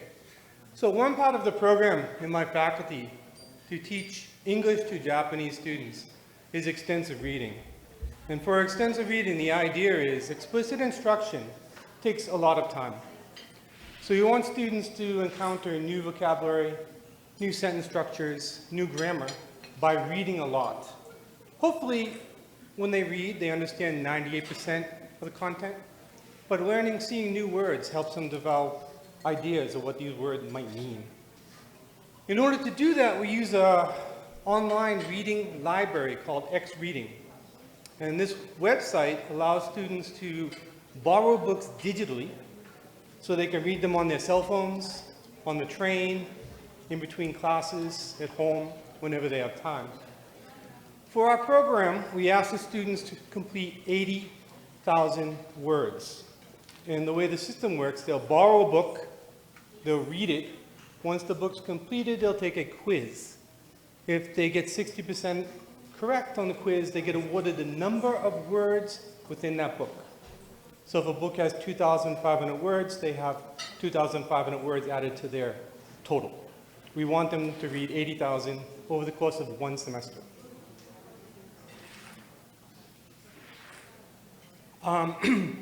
Today's talk is looking at just freshmen. In addition to the extensive reading component, we do other things for curriculum development. These include giving surveys about motivation connected to language acquisition. Not all the students complete the surveys when we ask them to. So out of all the students we have given the surveys to, 2 different surveys and completed X reading, only 208 are included in the talk today. And I'm going to connect those 208 students to their outcomes in X reading, how much they read extensively in English, and link that to 8 different constructs of motivation. See if any of those predict what's going on. And these are desire to speak English, attitude to the learning situation, motivational intensity, integrativeness, instrumental motivation, anxiety, self-confidence, and willingness to communicate. So my question is, do any of these aspects of motivation indicate, tell us, how well the students will do reading? How much they'll read? So those are the things we checked. Desire to speak English, fairly obvious. Do students want to speak English? All of these constructs were measured 8 to 12 questions on a Likert scale. Questions such as, I plan to speak English with other students as much as possible. So students who wanted to speak English. Attitude toward the learning situation. How did they feel about going into an English language classroom and studying? So this would be students want to go in and do things within the classroom. Motivational intensity. How much effort do they want to put in? So I plan to do homework for English classes very carefully. Integrativeness. They have feelings about what they perceive as English culture and want to integrate with that culture, so English is a tool to do that. A few years ago in Japan, Korean dramas are very popular. Korean music is still very popular in Japan. A lot of people started studying Korean. Not because they wanted to specifically learn Korean, but because they wanted to integrate into the culture. Wow, okay. So instrumental is like a tool, and that means use English to do something, get a better job. Anxiety, how much you fear it. Self-confidence, do you feel you can do it? And willingness to communicate. How much are you willing to jump into a conversation? The outcomes, we looked at total words read, books passed, and time. And some predicted how they did, and some were negative. And what these were, desire to speak English was the strongest predictor of students doing well, reading extensively in a foreign language. Attitude to the learning situation was a negative predictor. The students who ranked very highly with wanting to go into the classroom didn't read as much, which makes sense. Desire to speak English also predicted how much time the students spent reading. Attitude to the learning situation was a negative predictor for reading time, and instrumental was how many books they read. So there were some predictors, but general English speaking motivation only modestly predicts X reading volume, and it's not domain specific. So we should have asked questions about actually how much do students want to read even in their own language would probably be a better predictor than some speaking motivation. And that's it, 6 minutes. Oh, yeah! Any questions?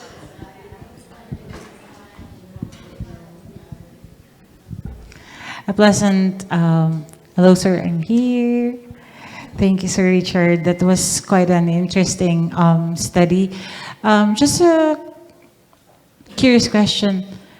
Have you learned how to speak Japanese? You mentioned that you've been there for about several years now. Nihongo hanasemasu. Oh my, dasaimasu. Yeah, when I did my second master's, it was in Japanese history, and the language classes were very intensive. So I teach seminar classes now in using Japanese. I teach Japanese history to Japanese students in Japanese. So yes, and I'm trying. I love languages, so I'm trying to learn other languages too. So. Excellent, excellent. So, just a quick question, Sir Richard.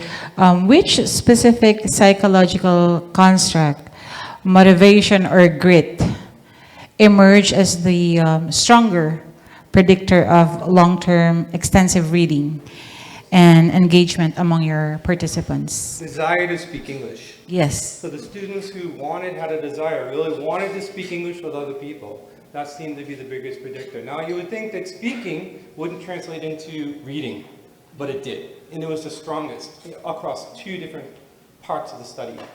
So it was a little surprising for me, actually. I thought maybe something like grit or intensity or instrumental motivation, the idea that English is a tool to get a better job.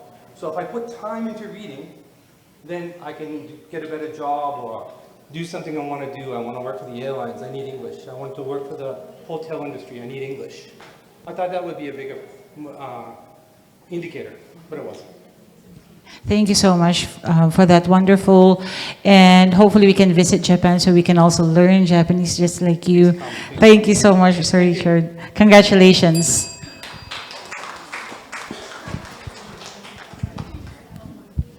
Thank you so much, Sir Dera. For the next presenter, may I call on Dr.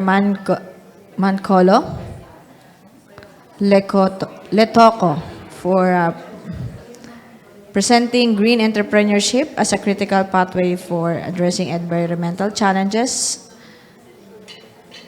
while fostering economic development and job creation in South Africa.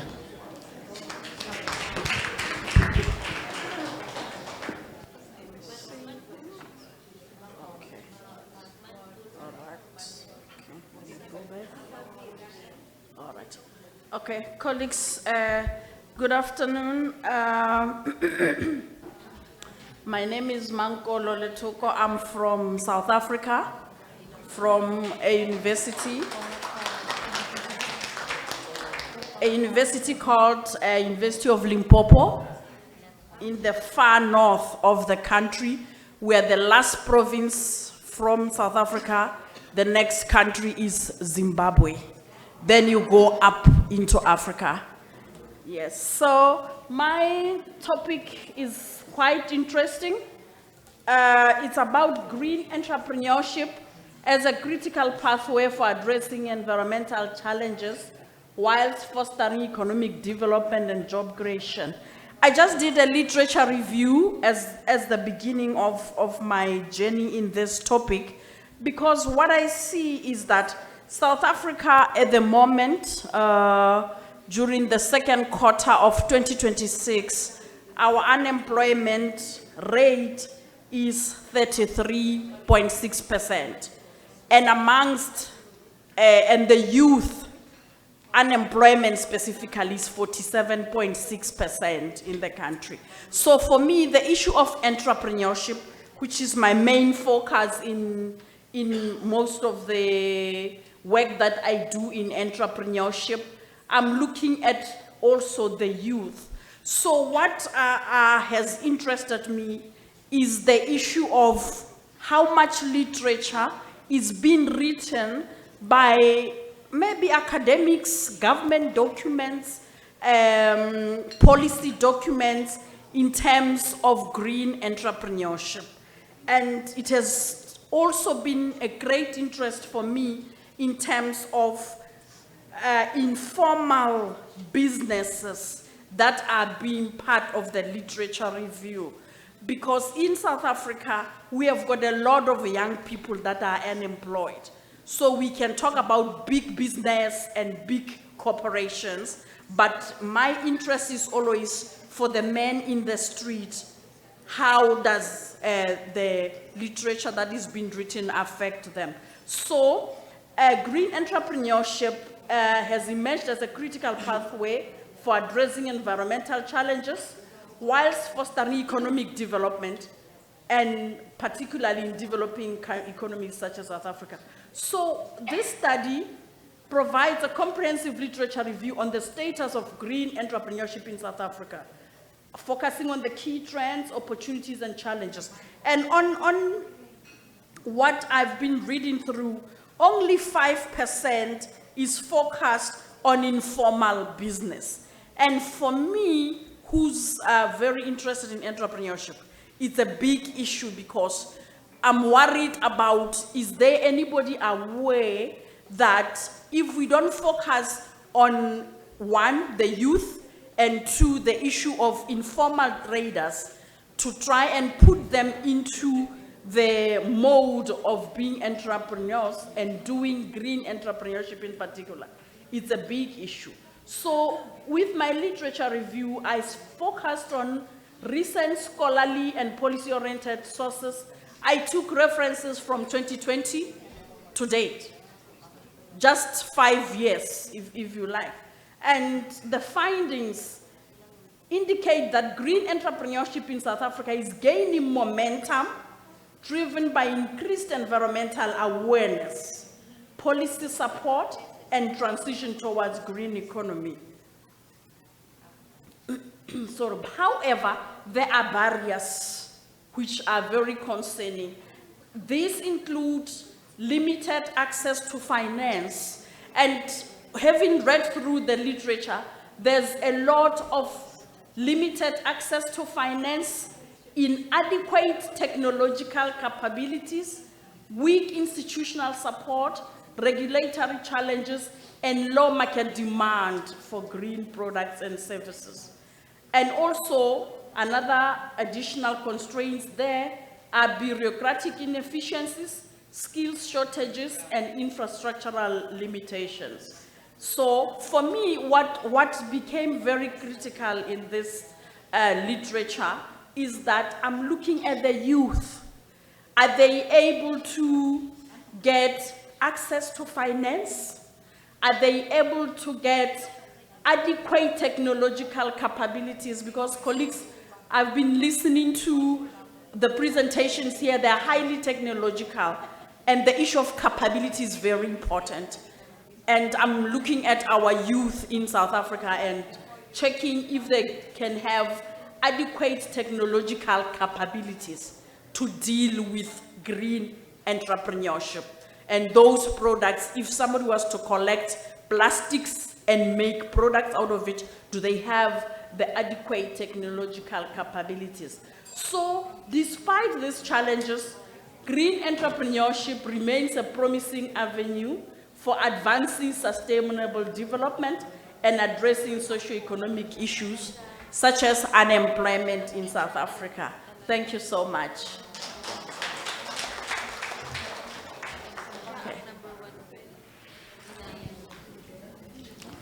Thank you so much, Ms. Mancolo. Thank you. So, would just like to double check or verify, based on your review, what is the single most significant institutional or financial barrier currently hindering green entrepreneurs from scaling in your country in South Africa? Technical capabilities.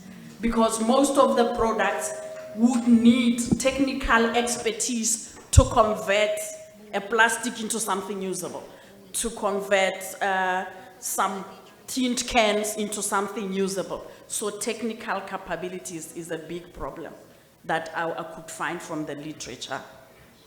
Yes, thank you. Thank you so much. That would be all. Congratulations.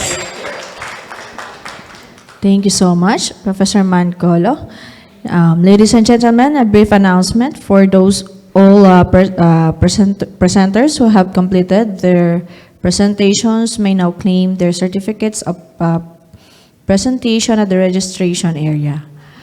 We would also like to inform everyone that the best presenter for day one will be announced after all sessions for today have been completed. So we encourage everyone to stay with us and support our presenters until the end of the session.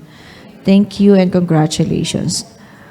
For the next presenter, may we call on Dr. Hazani Elaya Zita for presenting judicial commissions of inquiry and their impact in deconstructing public procurement dilemmas in South Africa. A clap of hands will do good than bad. Good afternoon, colleagues. Clapping hands for me, you're doing it good, you can do it again. To clap hands, it's not crime. Actually, it's good. Thank you very much. My presentation, colleagues, it's on the role of Judicial Commission of Inquiries and their impact in deconstructing public procurement dilemmas in South Africa.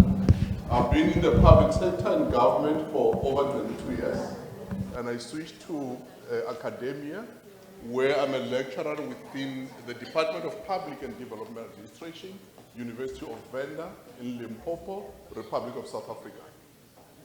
And we are bordering countries there. It's Botswana, we are bordering Mozambique, we are bordering Swaziland, we are also bordering Zimbabwe, and that's how diverse we are. I will not waste much time on that. But in the main, this is focusing on how the Judicial Commission of Inquiry is assisting public sector, assisting government to understand the implication of the public procurement dilemmas that we are dealing with. Because before we get to this dispensation where we have commissions, judicial commissions of inquiries, we were boggling with some concepts which were difficult to understand their implications. In some of them, they are written in public documents, but with a very little understanding to what extent that these affect government procurement processes. So in the main, when we talk about these judicial commissions of inquiry, colleagues, these are the institutions or commissions that are established or constituted by the President of the Republic. And when they put these commissions together, it's after realizing there are complex corruption circumstances affect public procurement. And for the government to come into root cause of understanding, they put together commissions of inquiry.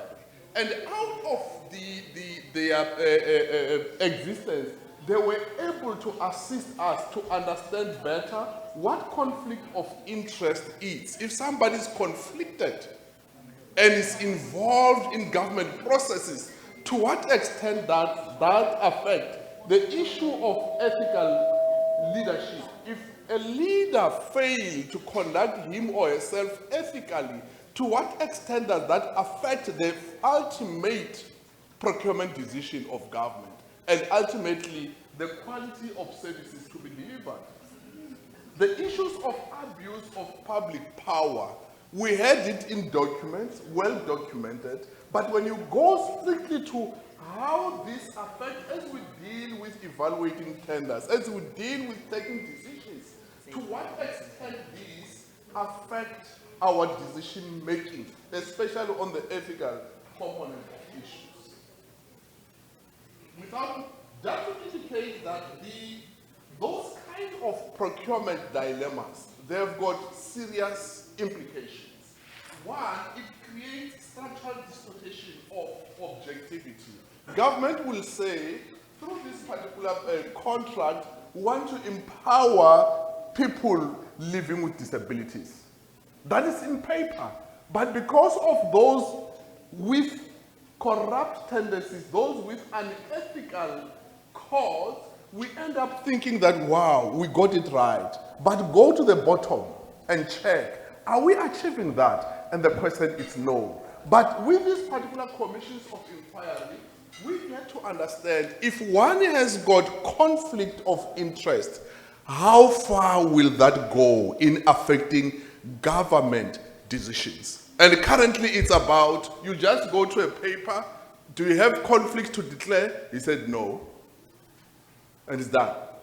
Do you have conflict to declare? Said yes. Say you are excused from the procurement decisions. But to what extent have we already damaged the process? To what extent have we already communicated government information prior to the decision-making processes? So this is what, at the center, the presentation is looking at. And such procurement dilemmas, they affect already the trust deficit that we have between government and its own people. Members of the public start to doubt the integrity of the process because of government failing to navigate through these public procurement dilemmas that I'm talking about. What do we need to do? Number one, the essence of professionalizing public procurement. Because to a greater extent, it has been revealed that if you are not operating in a professional space where you are your conduct is regularized, your conduct is monitored, it's very difficult to deal with these particular dilemmas. The other point is enforcing consequence management. For those who are found on the other side of the law to what extent do we go in making sure there is consequence management? Are the consequences so severe that it can deter one to commit the same? Investment in change management. We always change documents, we change rules of the game, we change policies, but we forget to change our mindset. Because when you involve yourself in corrupt activities, you affect the very existence of a human being, and the last part will be automating public procurement. And one believes that if we can automate that, at the end of the day, we can minimize some of the weaknesses of the process. And what I'm saying is, out of these commissions of inquiry that we had, probably as we move along, it can start to influence the policy directions, it can start to influence the procurement guidelines that we have to say to what extent you will be conflicted and still proceed with evaluating tenders. With those beautiful words, colleagues, allow me to appreciate your smiles. Thank you.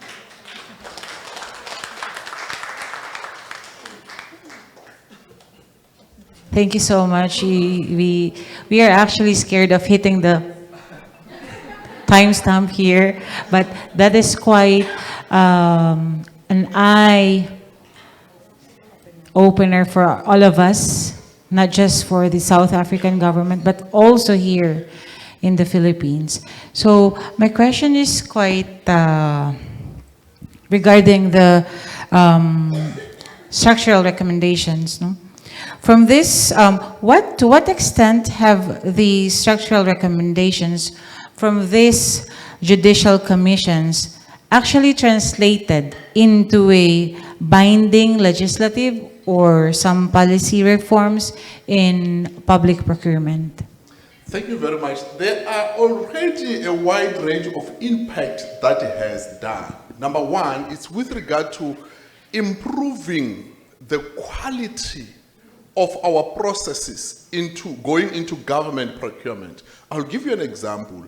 Previously, you will have our policies will talk nothing about electronic procurement. But now, out of these commissions of inquiry, they question to what extent do we tighten the loose ends, and also in terms of consequence management. Since the establishment of these commissions, we start to see most of the leaders taken into task. Some of them, they are being prosecuted. Some of them, they have been suspended. And that was not happening before this kind of commissions, because the country start to appreciate to what extent does this affect the livelihood of a poor person walking in the street. Thank you. Thank you, thank you. I just have a follow-up question. So where do you see the primary bottleneck occurring from converting commission findings into actual legal enforcement? Let's say, is it a political resistance or administrative capacity? You talk like you are from South Africa. Those hurdles are there. Number one, the issue of making sure that the recommendations are actually implemented to the end. I'll give you an example. What we're seeing is a recommendation will be made, and you think somebody will be suspended, somebody will be fired, but they take the administrative route to question or to subject the recommendation to a judicial review. And a judicial review, it means you may not be suspended because you want the review process to complete. That might take more than 24 months. And to what extent have that implicated positively? And it creates less positive impact in terms of, you see those people that are involved in procurement irregularities, they are still enjoying at work. If they are suspended, they sit at home for 12 months with full salary. What is that? Is that consequence management that is effective? No, because it looks like you incentivizing for those that are on the wrong side of the law. And public purse is at jeopardy. Thank you. Thank you so much, sir, for that wonderful research that you have. By the way, sir, I'm an agricultural I also have a specialization in economics, that's why. Anyway, we'll proceed to the next presenter, ma'am. Yes, thank you so much, sir. So we may we call on Ma'am Arneline K. Kambali for presenting her study entitled Determinants of Waste Segregation in Geographically Isolated Communities. Mic test. Bismillahirrahmanirrahim. Assalamualaikum warahmatullahi ta'ala wabarakatuhu. Ladies and gentlemen, good afternoon. So, I am Arlene K. Hambali from Sulu State University, and my presentation is entitled Determinants of Waste Segregation in Geographically Isolated Communities. It is actually a preferred reporting item systematic review. So, as we all know, solid waste management is a critical environmental and public health concern. In fact, it still exists as a major challenge in geographically isolated and deprived resources areas. That's why, according to the study, waste segregation or waste segregation awareness alone does not translate into actual practice because there are different key barriers that hinder that effective implementation of waste segregation, such as the limited infrastructure, geographic accessibility, weak governance and enforcement, and limited resources and institutional support. That's why it is very important to understand the different determinants in this study in order to develop a complex, appropriate waste management intervention. So for the objective of the study, this systematic review aims to identify the most significant determinants of waste segregation. And it also examines how those determinants interact with geographically isolated and resource-constrained settings. Specifically, it aims to understand the influence of the following factors, such as the behavioral, institutional, technological, and the socio-cultural factors, because the goal is to provide evidence-based understanding that support better intervention for effective waste segregation in isolated areas like in Holosolo. With that, it would lead us to informed action and sustainable solutions. So for the methods used in the study, for the review approach, I used the PRISMA framework, and from that PRISMA framework, the major data sources, that databases are the Scopus, Science Direct, and the Google Scholar. And for the inclusion and exclusion criteria, the review included empirical studies published from 2010 to 2024. So from initial study, which is correction 166, so that was the record identified for initial study. Because of this PRISMA framework, for the overall qualitative analysis of my study, it resulted into 34 studies. So the process allowed to review, consolidate existing evidence and identify recurring determinants of waste segregation, in which the main focus of the key determinants are again, behavioral, institutional, technological, and socio-cultural, that would serve as a basis for geographically isolated areas like in Holo. So for the key findings, accordingly, waste segregation behavior is not influenced by a single factor.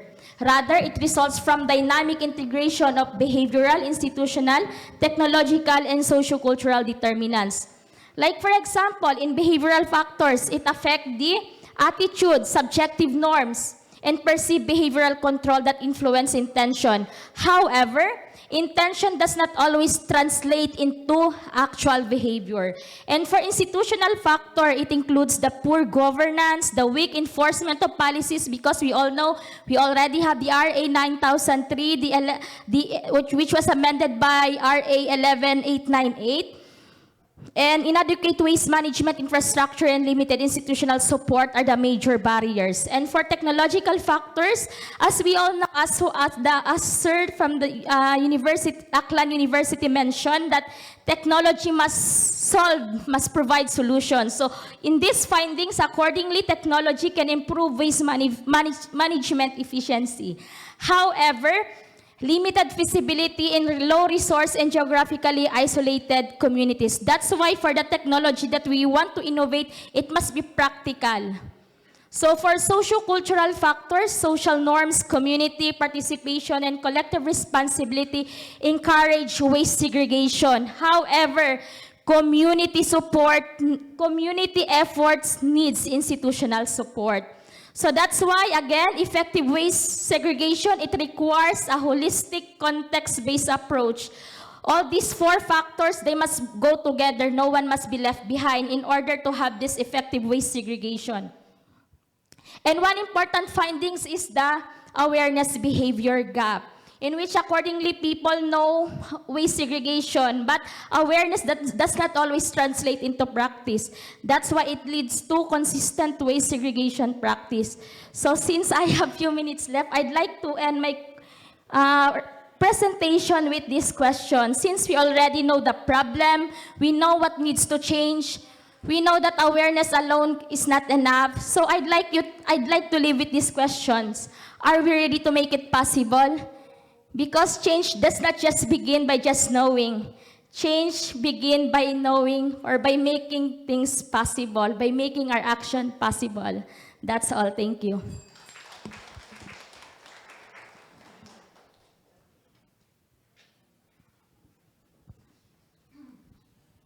Thank you so much for that wonderful research. Now, just a quick question. What makes your current study different from other existing studies that we actually have? Okay. Thank you so much, ma'am. So what makes my current study different from existing studies, since it is a Prisma review? So for the existing study, it does not focus on those four determinants factors. They just focus on institutional factor, on behavioral, on technological. But for these findings, out of the 34 studies, in that Prisma framework, it covers all those four factors through the inclusion and exclusion criteria, and also it is unique because those international evidence, that existing studies evidence, it serves as a basis for places like in Holosulu on what to improve and what needs to be done in order to have effective waste segregation, and also in order to make our environment sustainable, in order to provide sustainable solution. Because as I mentioned earlier, waste segregation is one of the environmental and population health concerns. So that's why, for me, as the author of this study, in order to prevent bias, I make sure that this study is, it would serve as a basis for those isolated areas, since it is an international study that covers all existing studies that is related to waste segregation. Thank you. Congratulations, that would be all. Thank you so much, Ms. Arneline. Next, may we call on Mr. Dared Mailiza A. Ali to present his study exploring the generalizational gap between fathers and their children in Holosulu.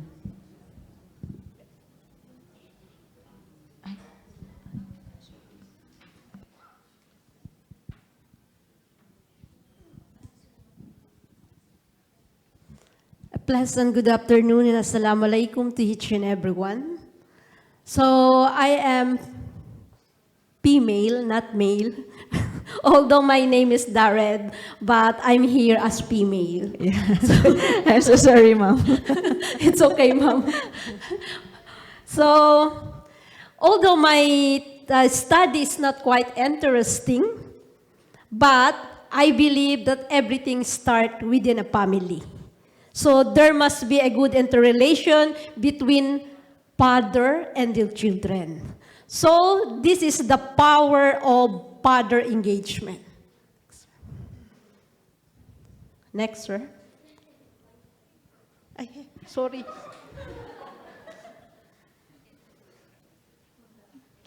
So, entitled, Exploring the Generational Gap Between Fathers and Children in Holosulu. So, this study was already implemented into extension, entitled From Conflict to Connection. And we already started this research into extension for almost 1 year.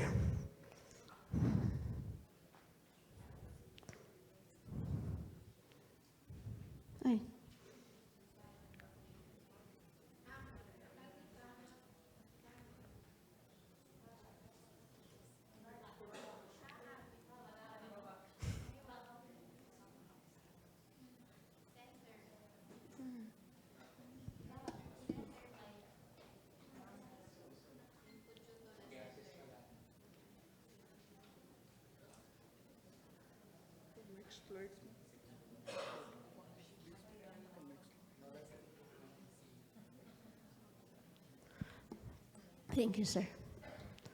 So, my study, this qualitative phenomenological study explored the generational gap between fathers and the children in Holosulu. Holosulu is a predominantly Muslim Tausug speaking in the municipality of Sulu. This is former under BARM, but now we are under Region 9. So, I used deep interviews with 10 fathers, purposely with stratified sampling from 5 barangay only because this is phenomenological qualitative. So, the study, of course, examined 4 questions. Practices manifest, generational gap, factors contribute to it, the strategies that bridge it, and the social work intervention that could harmonize father-child relationship.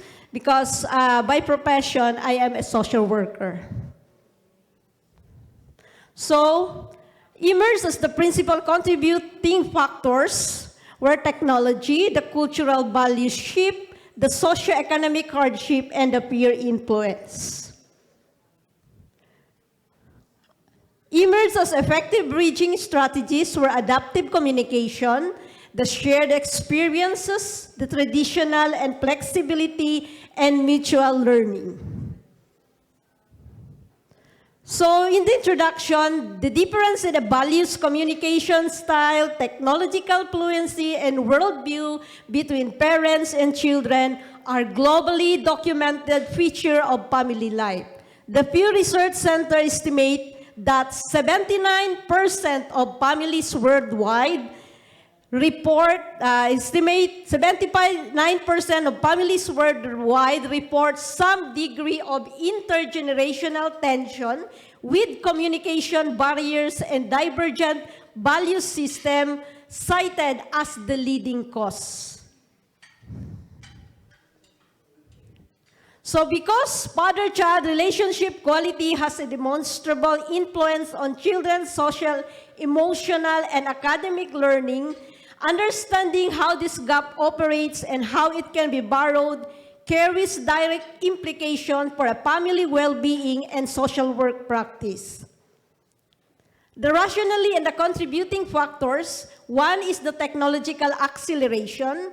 Internet penetration in Sulu rose from 34% to 78% last 2021 from the Department of Information and Communication Technology, creating what Prensky 2001 terms divide between digital natives and digital immigrants. The next is educational transformation.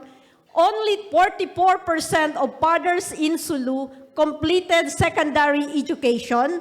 73% of their children have enrolled in or complete high school, and 28% are pursuing education.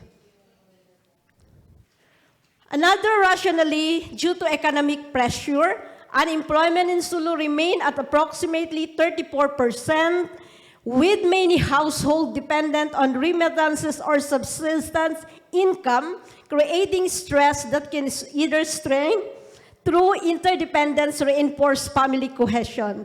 And the last one is the evolving fatherhood norms, historical fatherhood models emphasizing economic provision and discipline. So a shift that intersect unpredictably with Islamic concept of paternal authority and moral guardianship.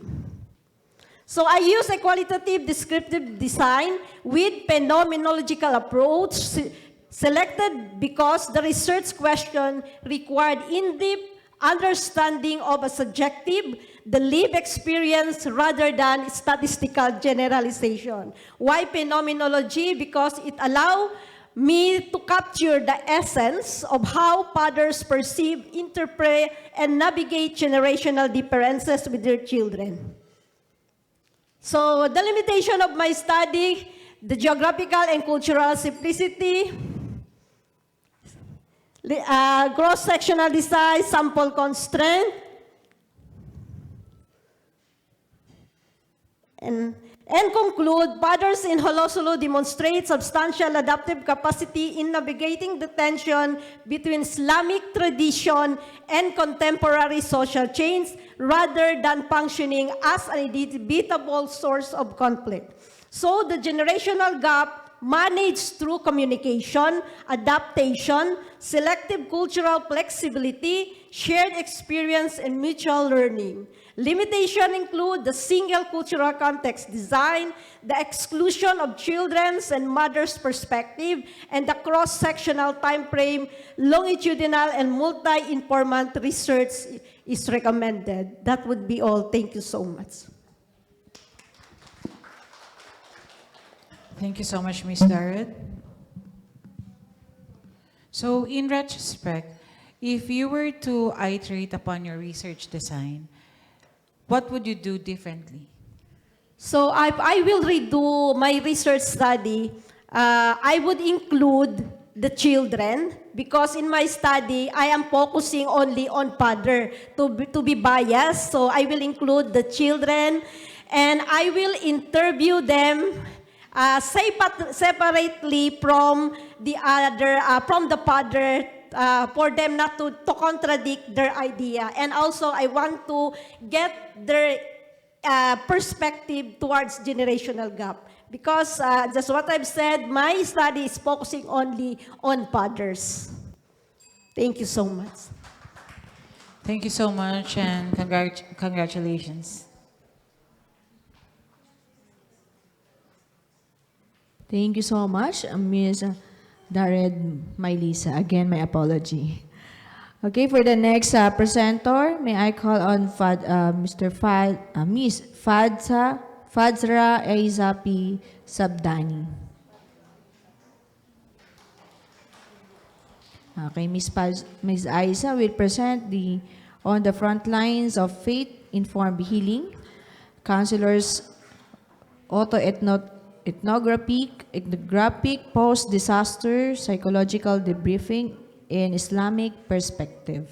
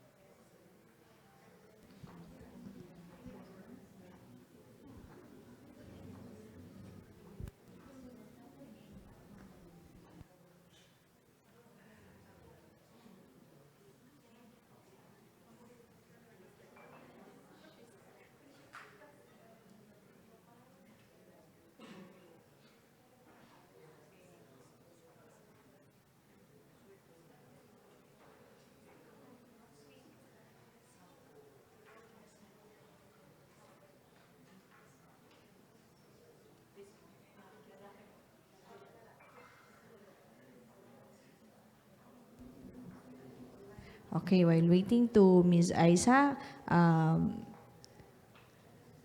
the next presenter, can you prepare also your presentation?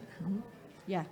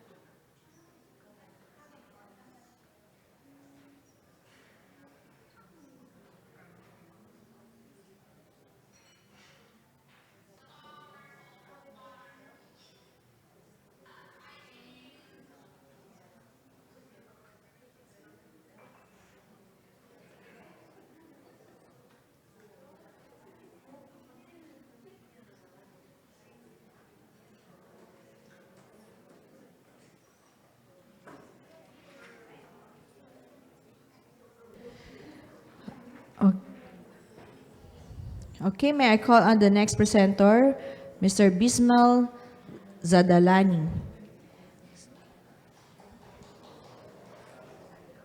Okay, Mr. Bismal will present his study entitled Life After Loss.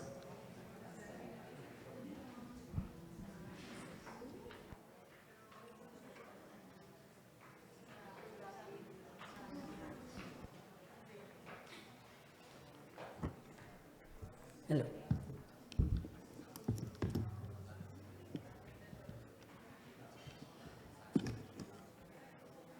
Bismillahirrahmanirrahim. Assalamu alaikum rahmatullahi ta'ala wa barakatuhu.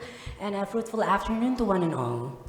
Now, this afternoon I will be presenting our research study entitled Life After Loss, a phenomenological study on the emotional, economic, and role transformation experiences of widowed mothers in Hala Sulu.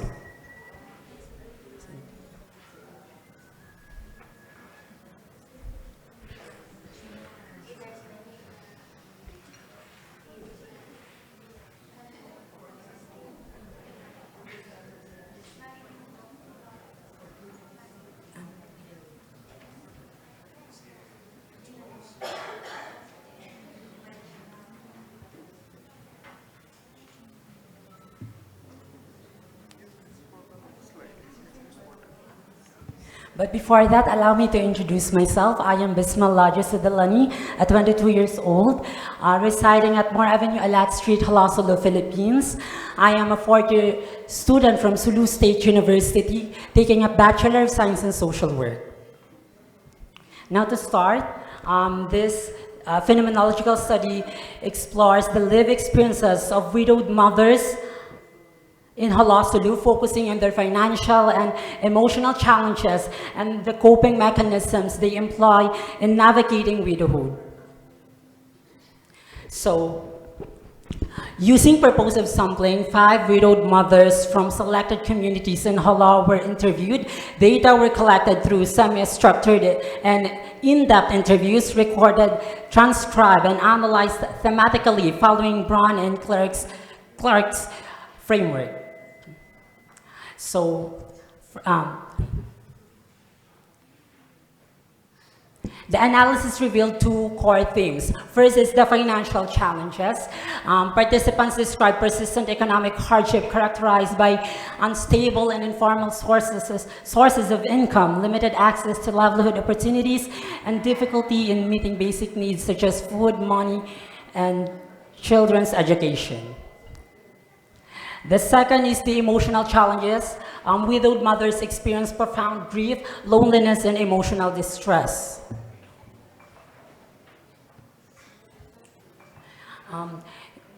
Participants also identified coping mechanisms rooted in cultural and social practices, including reliance on extended family networks, community kinship, and spiritual faith. Simple acts such as prayer, sharing experiences with others, and engaging in daily routines help them manage emotional stress and maintain their roles as caregivers and providers.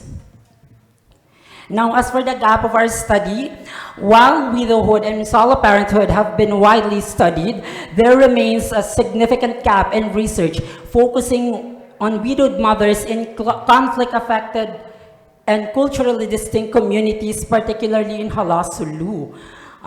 Most existing studies have centered on urban populations and non-conflict areas. For introduction, there are actually 258,481,056 widows exist globally. Now, widowhood brings emotional, social, and economic hardship to mothers in Hala Sulu. This burden is heavy due to conflict, culture, and limited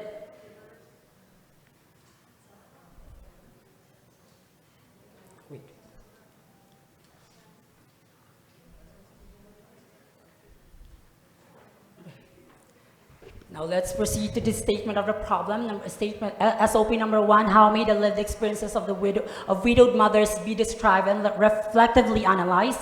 Number 2, what are the challenges derived from the widowed mother's experiences? Number 3, what are the coping mechanisms derived from the widowed mother's lived experiences? Number 4, what are the implications can be drawn from this study that can contribute to the enrichment of social work practitioners in working with widowed mothers? For the objective of the study, number 1, to describe and analyze the lived experiences of widowed mothers. Number 2 is to identify the challenges and coping mechanisms of widowed mothers. Number 3 is to provide new programs and services for the enrichment of social work practice and for the discipline of the social worker working with widowed mothers. For the scope and delimitation for our location, we have the Hala Sulu, the selected barangays in Hala Sulu. Our respondents or participants are 5 widowed mothers selected by proposal sampling. The focus of our study is emotional experiences, financial challenges, dual roles, responsibility, pressure, and coping mechanism. For our method, we have the qualitative phenomenological, no statistics, no remerit participants. So this study is actually anchored in 3 theories. First is the family system theory, second is the role theory, and third is the ecological system theory. So for methodology, our research design is phenomenological for us to be able to explore the lived experiences of the widowed mothers. Data were gathered through semi-structured, in-depth interviews, recorded, transcribed. For the analysis of the data or the narrative, thematic analysis following Brown and Clark framework. For the ethics, we had followed the full consent and made sure the confidentiality and the voluntary participation of our respondents.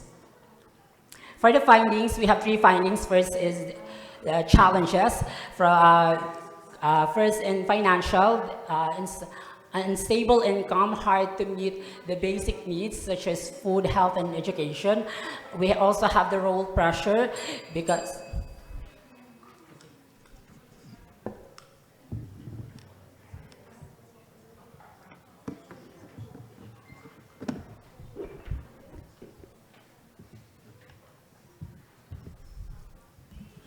Thank you so much, Bismel Sadalani, for that. It's quite sensitive, especially it's for widowed mothers. So, as a student, what does this study recommend for social work practice? I believe this study recommends a culturally intervention for, as I stated a while ago in our research gap. I think this culturally intervention, responsive intervention would definitely address both emotional and financial needs of widowed mothers, not just in the urban areas, but as well as the conflict affected and the culturally distinct communities. Thank you, ma'am. Brilliant. Thank you so much. Congratulations. Thank you so much, Mr. Bismal. Next to present is Ms. Vangeline I. Ali. Okay. Already, the presentation of Ms. Aiza is okay. So we can call again Ms. Padzra Aiza P. Zabdan.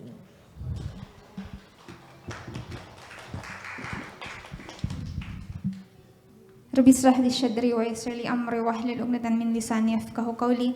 السلام عليكم ورحمة الله تعالى وبركاته, and a pleasant afternoon to our conference organizers, distinguished panelists, fellow researchers, and guests. Before I begin, allow me to ask one question. When people experience unimaginable loss and words are no longer enough, what can a counselor offer? This question is at the heart of our study. On the front line of faith-informed healing, counselors, autoethnographic, post-disaster psychological debriefing in Islamic perspective. I am Ms. Fadsra Aisha Sabdani, a registered psychometrician from Sulu State University. It is my honor to present this research on behalf of my co-authors and our partners institution. By way of brief introduction, I currently serve as the head of testing and admission office in our university. My background is a social science, psychological assessment, and school-based mental health. More importantly, my work is grounded in one commitment: providing mental health support that understands the faith, culture, and lived realities of the people of Sulu. With that, let me take you to January 26, 2026, the event that gave this study its urgency. On January 26, 2026, the MV Tricia Kirsten 3 capsized off Baluk-Baluk Island in Basilan, leaving 65 confirmed death, 14 individuals missing, and 293 survivors as reported on February 26, 2026 from Daily Tribune. In response to that, Sulu State University created Kainakun. It is a Tausug term which means effort to help, a free, confidential, and voluntary psychological first aid and counseling program. This was in partnership with MSSD Sulu and PGCA Zamboanga chapter. We supported survivor, bereaved families, relatives of missing victims, and other affected Tausug. A total of 133 clients received psychological support. This autoethnographic study examines the counselor's lived experience while supporting Tausug survivors and bereaved families. It draws from a reflective, the identified notes and observations, not formal interviews. Its central insight is accompaniment-centered care, listening without pressure and supporting people through their own family and culture. The counselor researcher coded recurring ideas from the identified notes, a reflective journal, and observation, then cross-check the themes with field notes and contextual documents. The process remained trauma-informed. Survivors were not asked to retell the tragedy for research, and identifying details were removed. So before discussing with these teams, I want to clarify they were not taken from the interviews, surveys, or research data collected directly from the survivors or client. They emerged from the counselors, the identified notes, reflective journal, observations, and lived experience during the response. The themes shows that faith-supported meaning-making, families shared grief through kinship, counseling needed adjustment. The counselor experienced emotional labor and limited resources affected the delivery of support. These are the counselor's reflection and interpretation of the experience, not direct testimonies or research response from the clients. Together, they explain how faith, culture, family, and professional practice shape post-disaster care. Clients repeatedly mention sabar, tawakkul, and qadar, patient endurance, trust in Allah while acting and acceptance of divine decree. As recorded in the counselor's notes, this belief did not remove grief, but helped families carry it, and faith and kinship strengthening them as they waited and supported one another. Two realities from the counselor reflection. The counselor note showed that listening to many painful experiences also created emotional strain.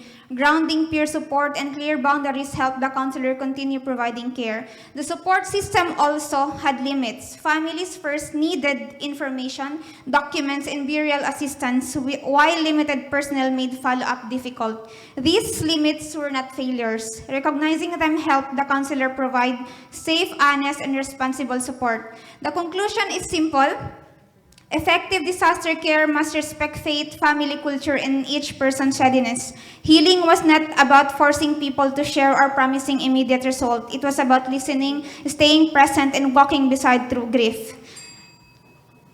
So this study recommends disaster care that listens before it acts, honors, survivor-led faith work with trust community leaders, particularly imams in Tausug communities. At the same time, we must protect those who provide care because sustaining the helpers strengthens the entire response. I began with one thought. Healing did not begin with a clinical technique. It began with presence. So I leave you with one question. When someone's world has been shattered, what can we offer before we offer answers? Again, the answer is presence. From the shores of Sulu to this gathering in the island of Boracay, may we build disaster care that does not only reach people but truly understand them. Magsukul, and thank you very much.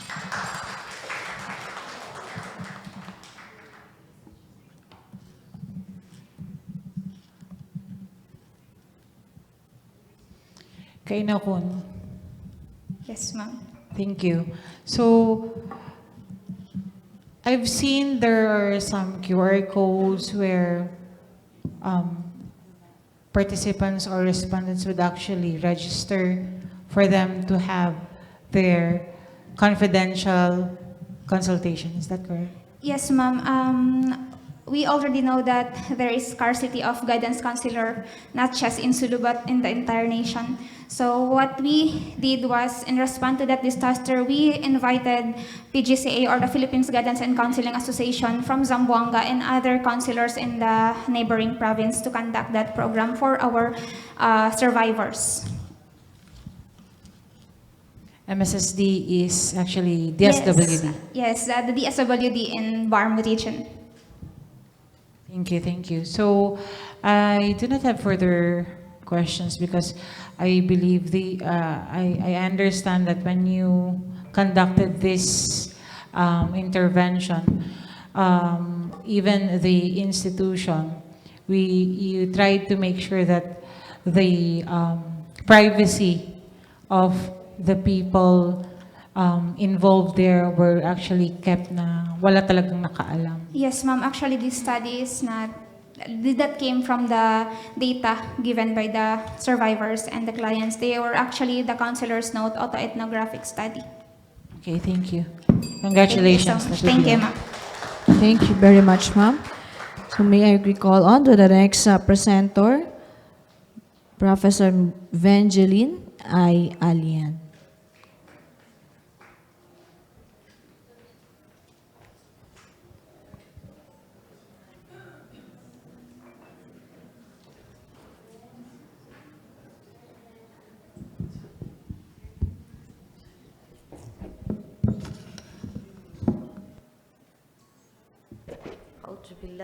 Bismillahirrahmanirrahim. Bismillahirrahmanirrahim. Rabbi israh li sadri wa yassir li amri wahlul 'uqdatan min lisani yafqahu qawli. My courtesy and respect to the organizer of this event, guests, and my fellow researcher. Good afternoon. I will be presenting a topic. I'm sure this is everyone knows about general education. And before I will present, allow me to introduce my co-author, Assistant Professor Dared Ali, and Mr. Sis Sayari. So our topic is all about the general education curriculum. Ano ba? Excuse me.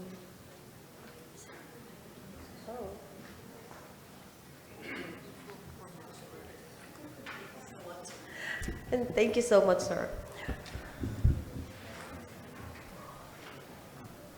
Again. Okay. Goes back. Okay.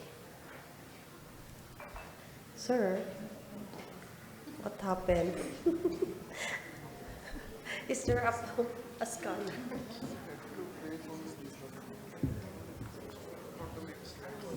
So, these are my co-author, Assistant Professor Dared Maylisa Ali, and Mr. Sis Sayari. They are both from the Social Work Department. For the abstract of our study,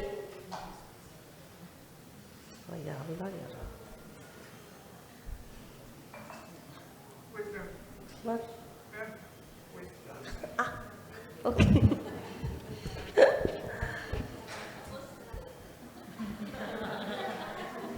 Okay, one more, okay. The title of our study is all about the pedagogical study of the general education, strengthening the foundation of the social work study.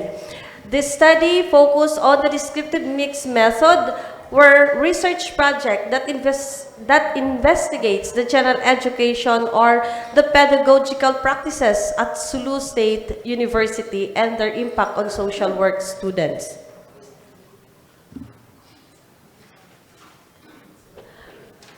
For the background, the quality of the general education curriculum plays a vital role in shaping the foundational competencies of the college students, particularly in the practice-oriented fields like the social work.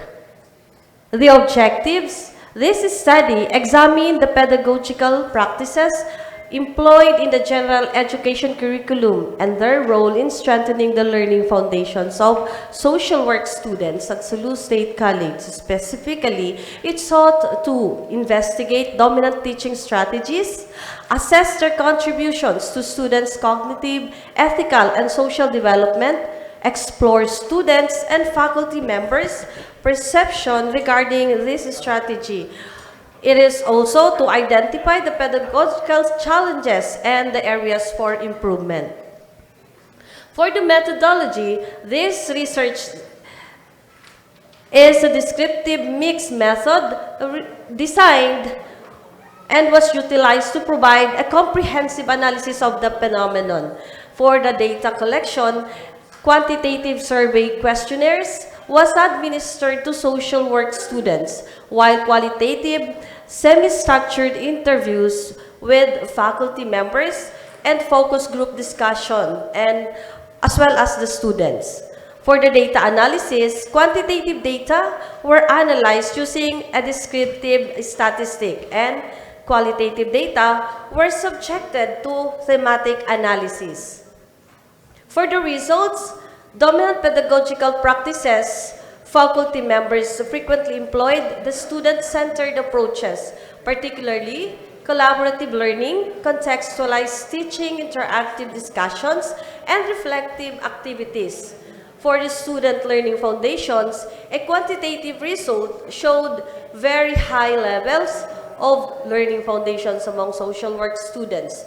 That can be notably in their critical thinking, communication skills, ethical reasoning, and the social awareness.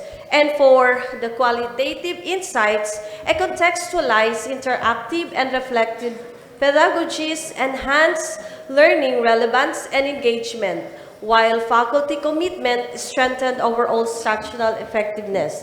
And for the challenges, it was a pedagogical inconsistency across courses, and the urgent need for continuous faculty development were highlighted as a primary hurdles. For the discussion, interpretation of findings, result demonstrates that well-aligned and student-centered general education pedagogical practices are instrumental in the successful building and reinforcing the foundational competencies required for a social work students.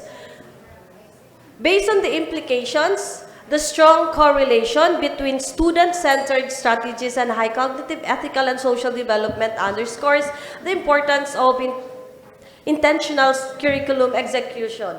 And for the recommendations, by addressing instructional inconsistencies and investing in continuous faculty development is vital steps to sustain and elevate instructional quality in the general education curriculum.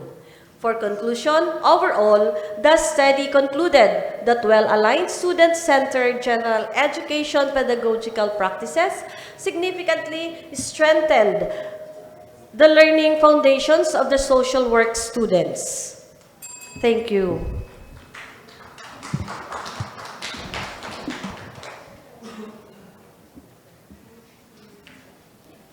Thank you, Dr. Alian. So in a simple question, why do social work students need a good grasp of, general education? I understand your social work program is, have they graduated? Like, is this a new program open to Sulu State University?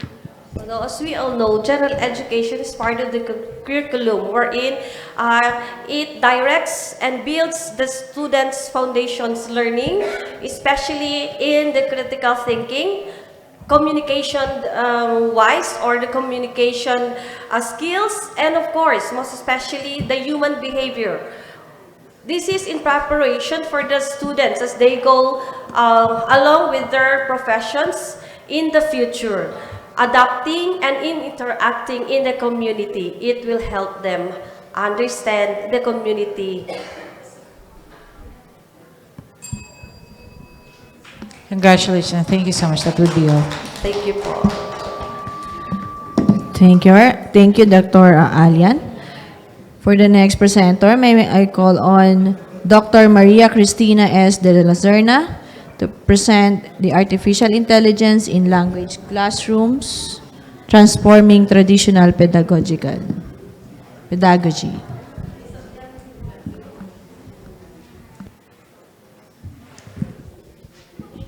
Marajaw na hapon sa Ijuhurot.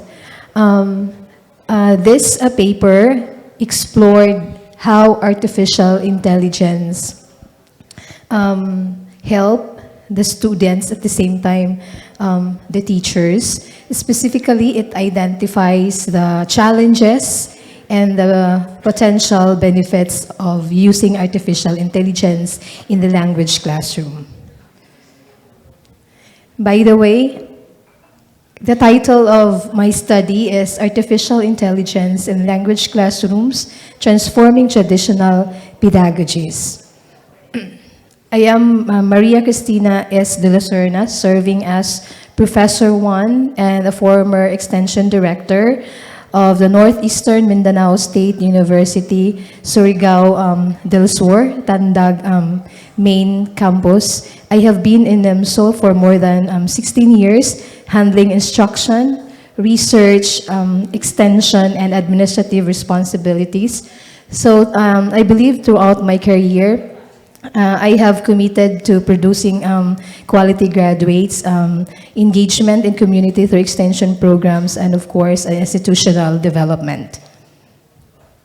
My study used mixed method approach, where the findings something to do that AI, artificial intelligence, actually support the learning, especially in teaching grammar, vocabulary, speaking, listening, and speaking. So it does not actually replace the traditional approach, but somehow support the language learning or the language classroom.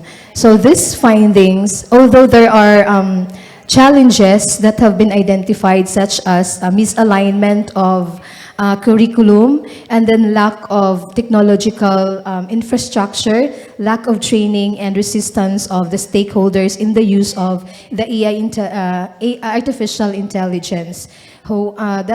These findings actually became the basis of creating a certain framework in order to emphasize the balance of the usage of the artificial intelligence.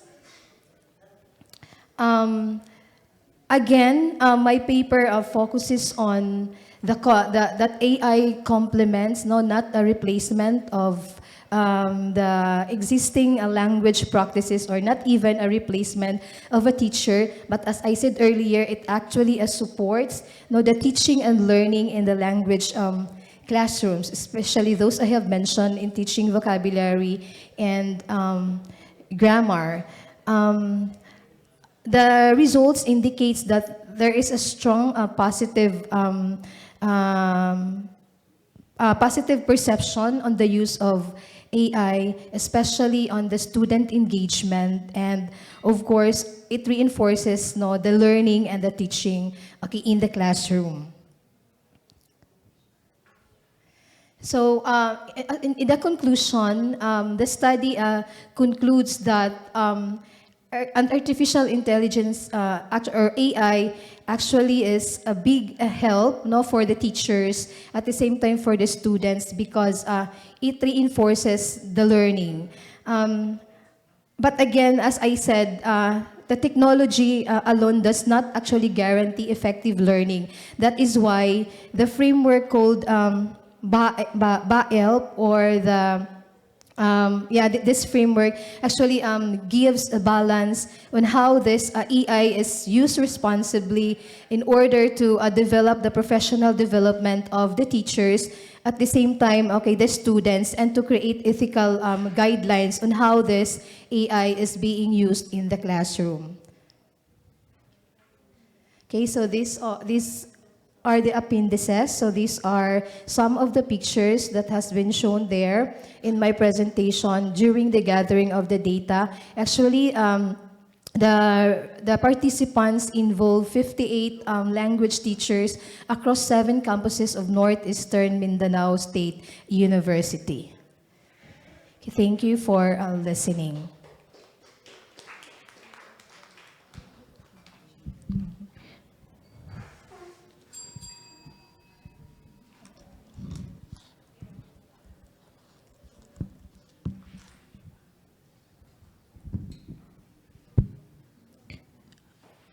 Before we proceed, allow me to warmly acknowledge the presence of Professor Charisma S. Utotalum, SSS, SUC President of Sulu State University.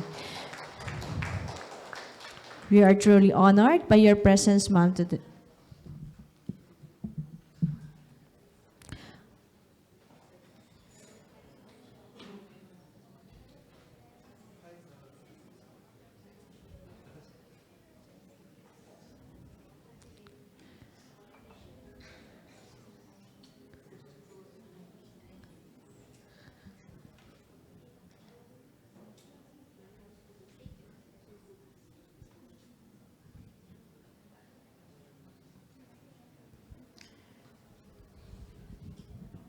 Thank you so much, Professor De La Serna.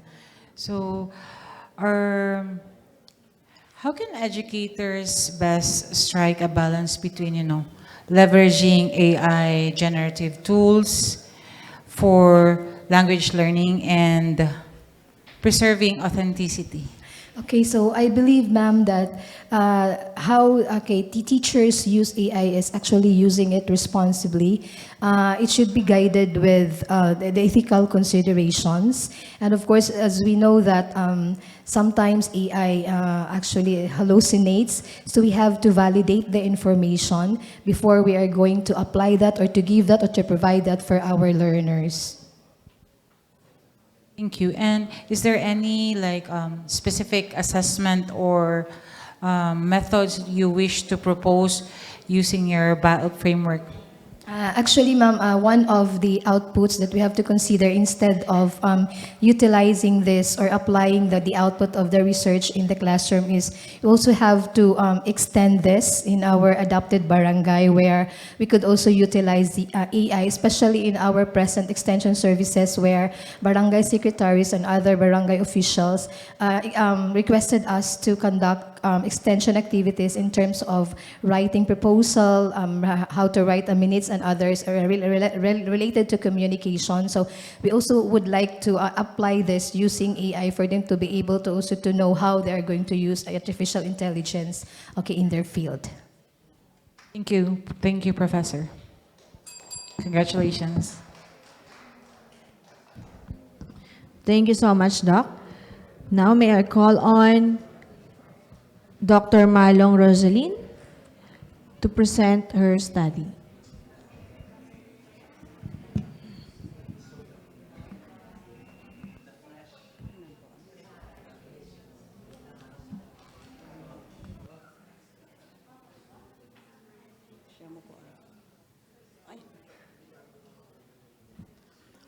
Okay, so good afternoon, everyone. So the study titles Local Governance Challenges and Community Aspirations, Evidence-Based Inputs for the Barangay Cabangahan Development Plan for the year 2025-2030. So everybody knows it's not just the Filipinos in the Philippines, but I think all over the world knows about the continuing political and governance challenges in the Philippines, such as concerns about accountability, transparency, political participation, and effective delivery of the basic services. So there is actually a growing need not to strengthen governance at the grassroots level. So this is not about a national issue. It also reminds us that a meaningful development does not begin in communities where people experience government most, but it is also in the grassroots level. So,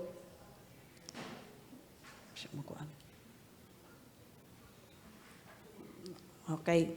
So again, I am Roslyn G. Malong. I am Associate Professor 5 from Northeastern Mindanao State University, Tandag Campus. We have 8 as of now, siguro, 8 campuses from Northeastern Mindanao State University, Surigao del Sur. So I am a political science instructor of the College of Arts and Sciences, and at the same time, an extension coordinator of the SID College. Okay?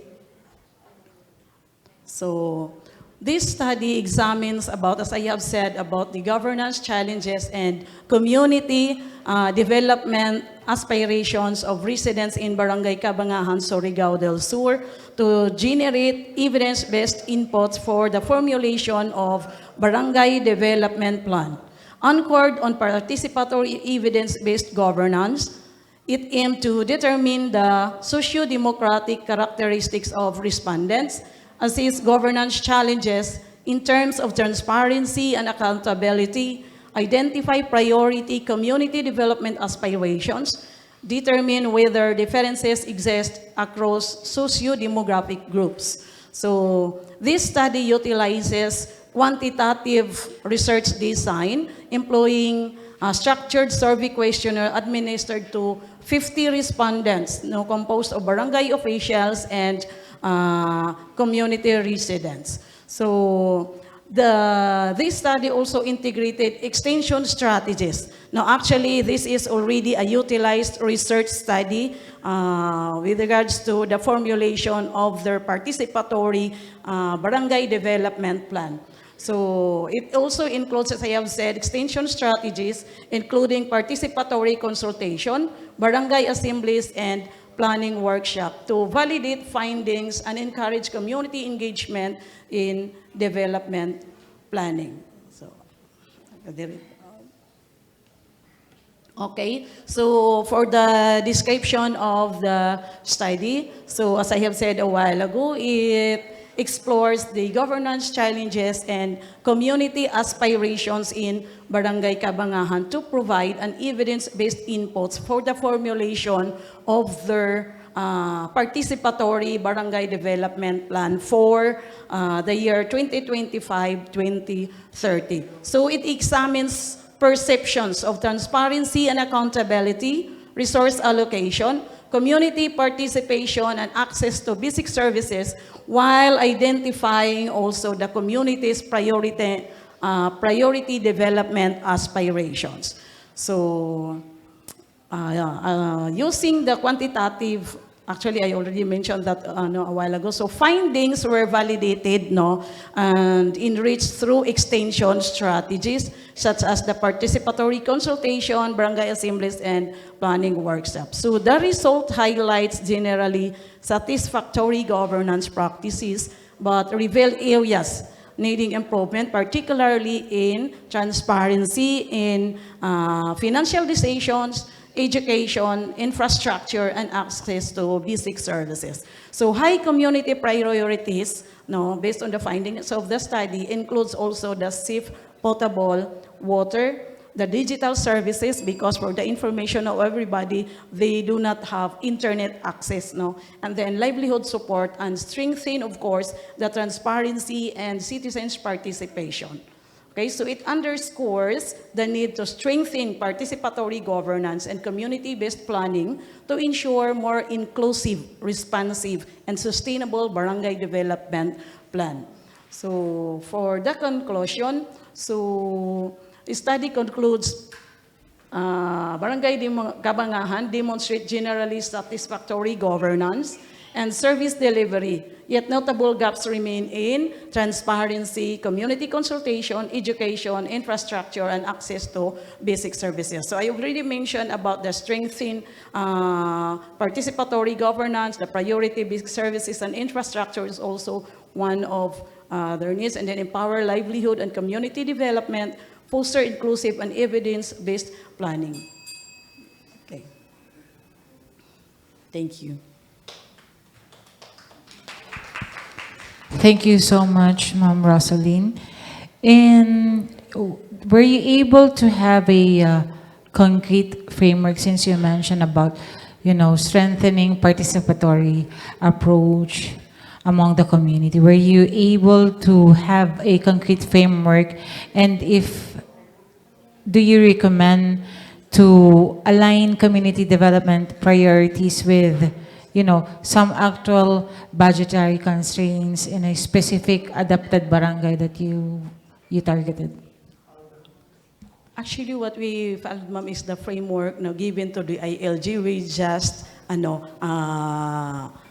what is this? We just improve it into a participatory form of framework wherein most meetings, barangay assemblies and all, and even planning and even budgeting, we just finished the participatory annual budgeting of the barangay wherein it was really participated by the different sectors in the barangay, and then barangay officials and the community residents itself.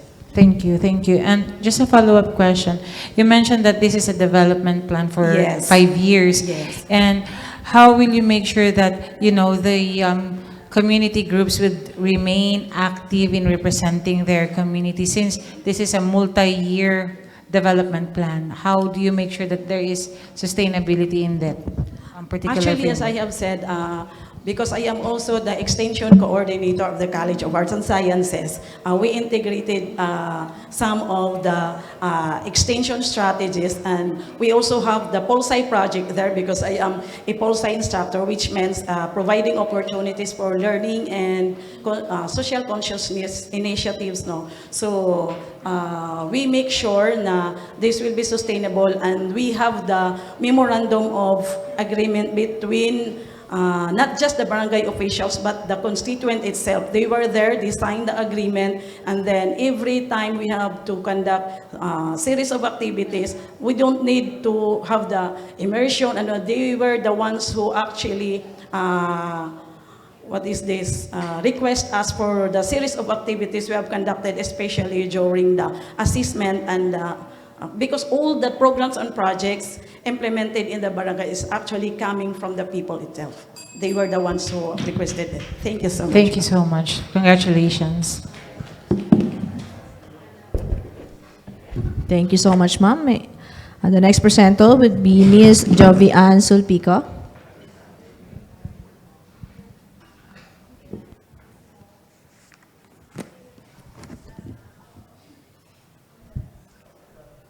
Gender issues remain relevant today because gender bias can occur not only through obvious discrimination, but also through everyday classroom interactions, expectations, peer relationships, and assessment practices. Good day, everyone, to the distinguished panel, organizers, fellow researchers, and participants. A pleasant day to all. I am Jubian P. Solpico, a Master of Guidance and Counseling, together with my co-authors, Mary Grace C. Tangcangco, Registered Guidance Counselor, and Queenie Dawn C. Terculas, LPT. Today, I am pleased to present our study entitled Modeling the Effects of Perceived Gender Bias on Classroom Experiences and Academic Performance of College Students. This study involved 338 BS Criminology students and used a quantitative, descriptive, correlational design.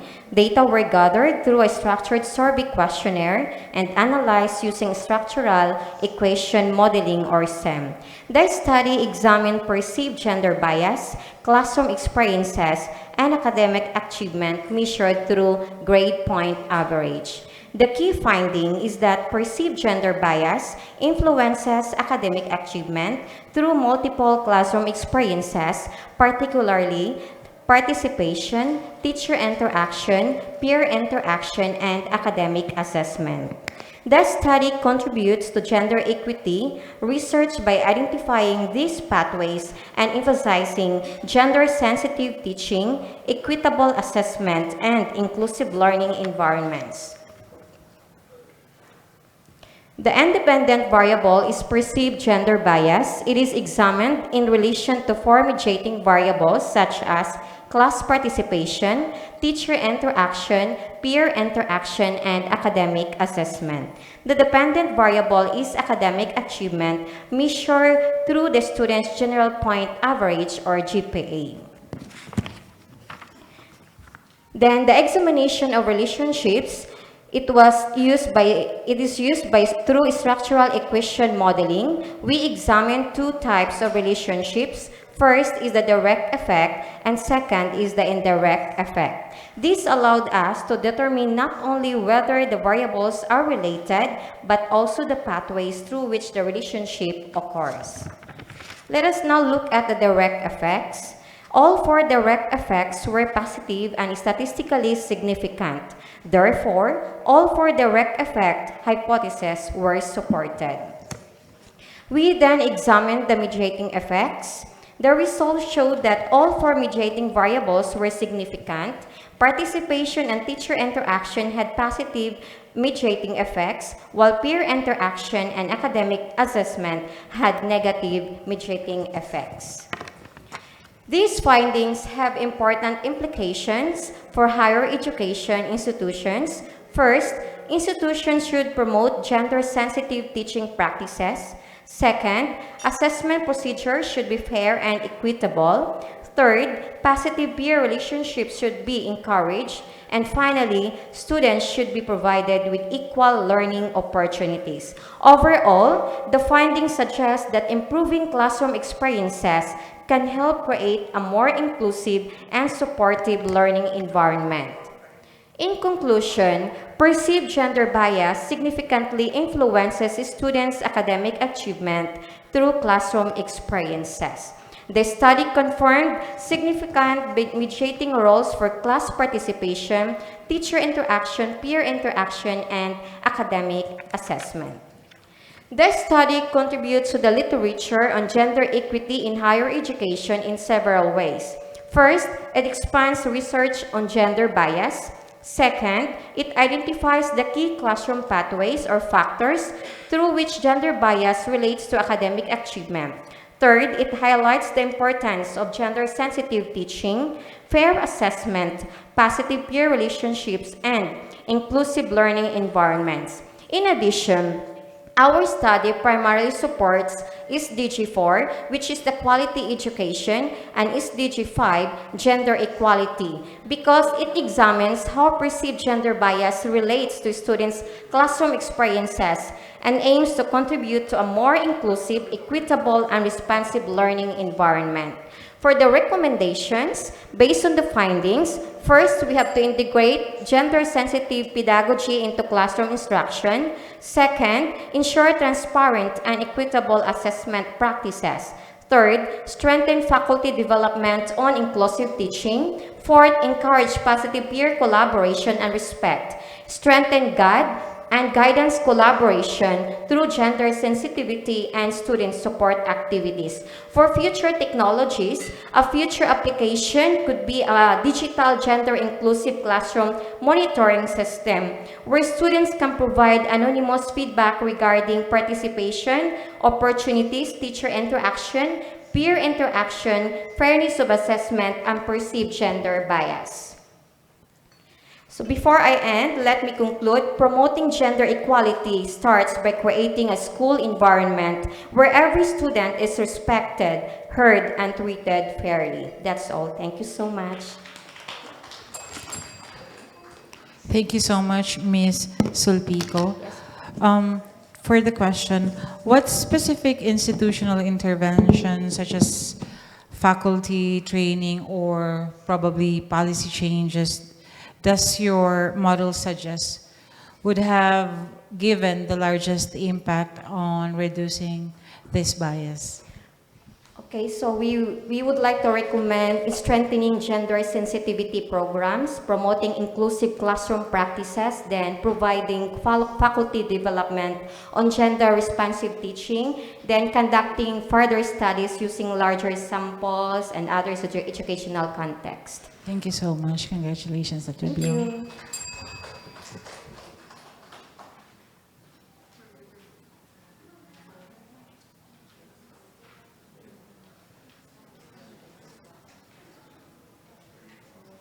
For our last presenter, may we call in Maria Melanie Ablaza Cruz, Digital Transformation in Carabao Dairy Farming, a mobile integrated approach to production and health surveillance. This is right under Engineering and Innovative Technologies.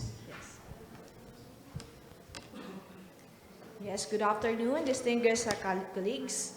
I'm Maria Melanie Ablaza Cruz from Bulacan Agricultural State College, Philippines, and I'm honored to present our research on digital transformation in Carabao Dairy Farming, and these explore how mobile integrated technology can improve production and health surveillance, bridging traditions with innovations.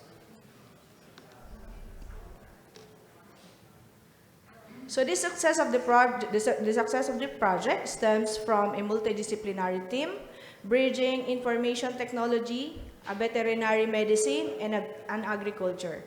So the project was led by me, the Director of Data Transformation Office of our university.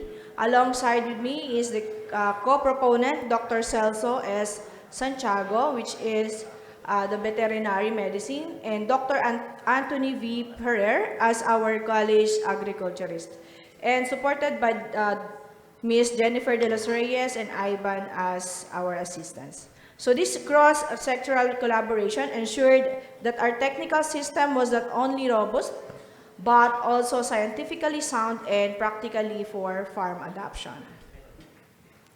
So Carabao farmers are the backbone of rural communities. So across the Philippines, most are smallholders managing only a few animals.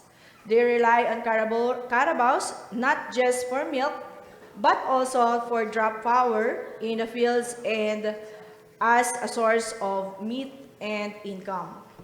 So yet, they face persistent challenges low productivity compared to imported dairy breeds, limited access to markets, and depends on traditional methods.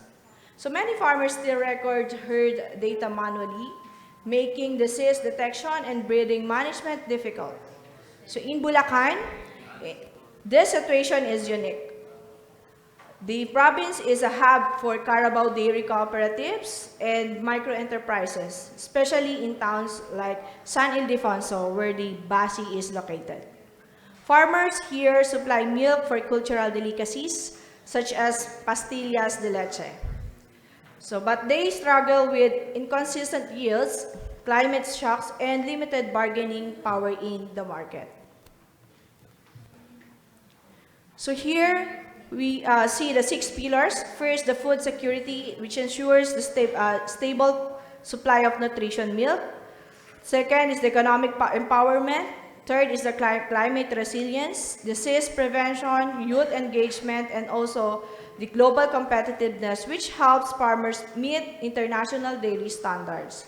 Together, these pillars create a cycle where tradition remains at the center, while technology drives transformation toward a more sustainable and competitive future. So to understand why this system was created, we look at the traditional challenges faced by the San Ildefonso cooperative, Carabao cooperations. Historically, the races relied heavily on manual, handwritten, and record keeping, and this led to incomplete health histories, lost records, and delays in tracking vaccinations and breeding cycles. So in response, this study introduced the RFID-enabled in-Carabao management system, which is a mobile-friendly digital solution built around participatory, community-based implementations. So our objectives is very clear: to deploy the RFID tags, build a mobile app, train farmers, and generate automated reports, which ensures data accuracy, better herd management, and informed policy decisions. So the system combines hardware and software, and this handles the readers, the mobile applications with offline mode, and the farmers can log milk yields, health alerts, and breeding cycles with cooperatives access dashboard. So our study introduced the 5-layer digital framework which modernized the Carabao dairy farming. We started at the hardware layer where farmers scanned RFID ear tags on Carabaos using handheld readers connected via Bluetooth. Then next, through the mobile application layer, farmers log yields, health alerts, and breeding cycles directly into the offline first local database. The offline is requested by the farmers. And then the network layer then automatically sync this data to the cloud layer whenever a network connection became available, allowing back-end analytics to process incoming records.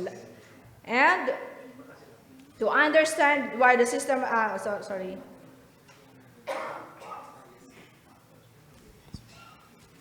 Okay, this shows the user interface with the consolidated dashboard with activity calendars, and tracking demonstrate how farmers can log daily milk production. So in here, also the application is designed with simplicity and accessibility in mind. So a farmer dashboard with the summarizing active livestock counts, calendar tracks, and active users. In terms of yield and health surveillance, allowing quick logging for every morning and afternoon milk yields, as well as health condition remarks. Okay, so these the stakeholders engagement, and yes, for the conclusion, the digital transformation empowers farmers, preserves heritage, and builds resilience. From tradition to transformation, we invite farmers to join us in scaling this initiative for sustainable future. Thank you very much.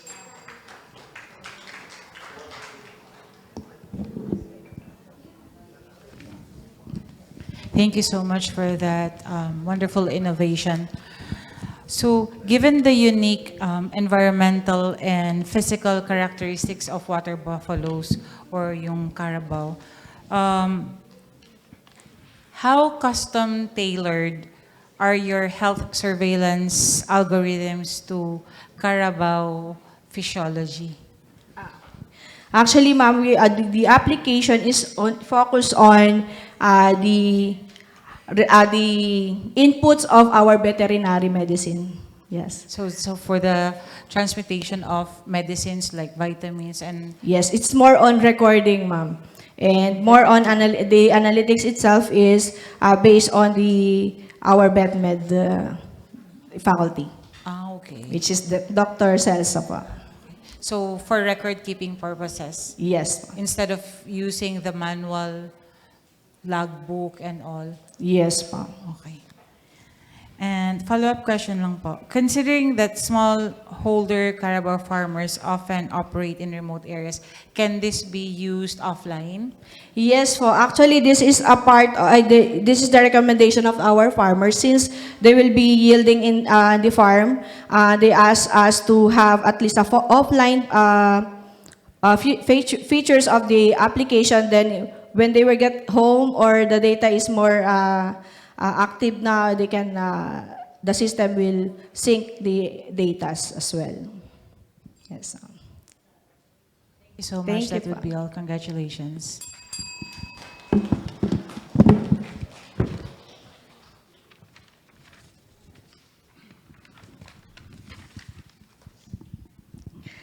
Okay, before we conclude today's program, we would like to remind all participants about the certificate validations and the day 2 arrangement. So we kindly request participants to complete the necessary certificate validations process as instructed by the organizing team. So we also encourage everyone to join us tomorrow for day 2 of our sessions and featuring further keynote addresses, technical sessions, and opportunity for continued academic exchange. So on behalf of the entire organizing committee, thank you for your enthusiastic participation, valuable contribution, and continued support throughout the day 1. We wish you a pleasant evening and look forward to see you all tomorrow. Thank you and have a wonderful evening in Boracay.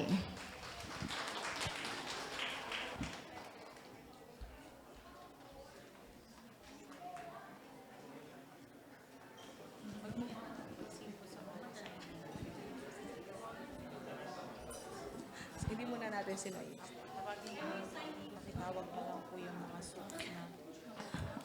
okay, sorry. We will proceed first on the MOA signing ceremony. So may I call on the ZEP Research in collaboration with the Sulu State University, Aklan State University, Iloilo State University of Fisheries, Science and Technology, Political University of the Philippines, Eastern Samar State University, Sultan Kudarat State University, and the University of the Cordilleras, and last but not the least, the University of Benda. Thank you very much.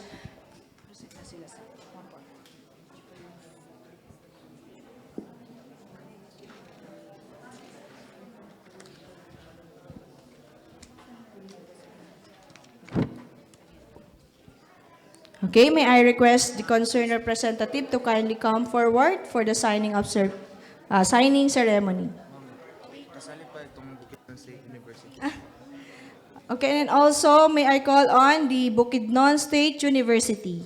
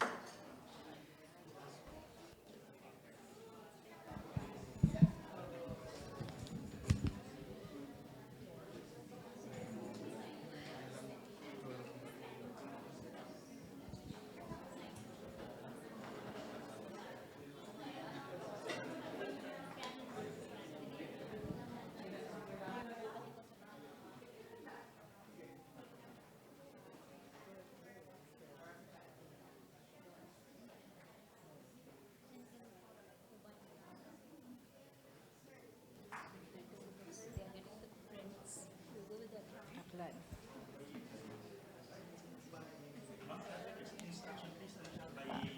Yes, sir. Okay, may I call on for the ZEP research representative, and then the Aklan State University first, followed by the Iloilo State University. Also, may I call on the faculty present here to take a picture later after the MOA signing of each institutions. So, research, ma'am.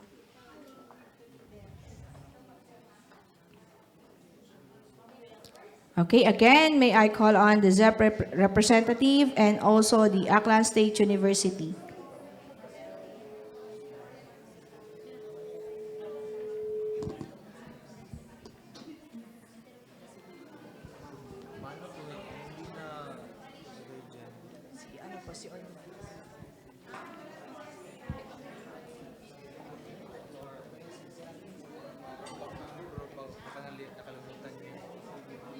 Meron kayong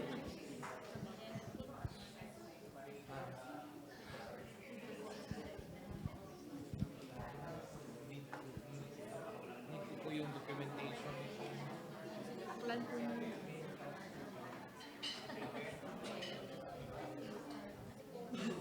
Ay, but in the picture only.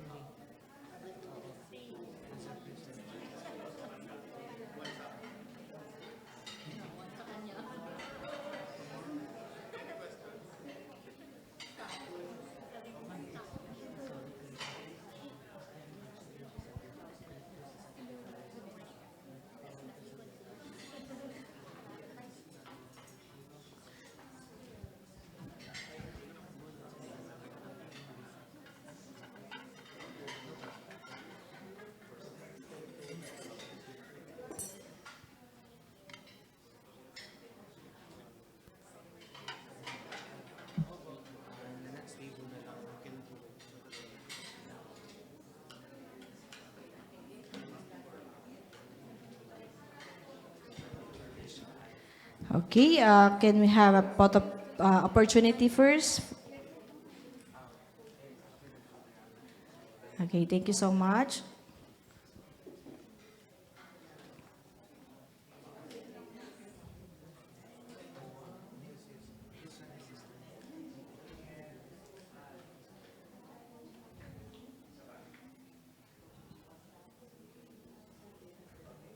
Okay, congratulations. Thank you so much. May I call on the Iloilo State University of Fisheries Science and Technology.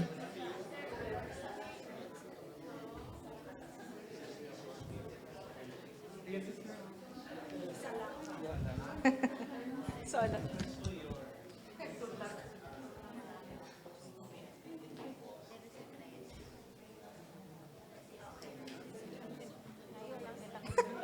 Siguro isama na natin.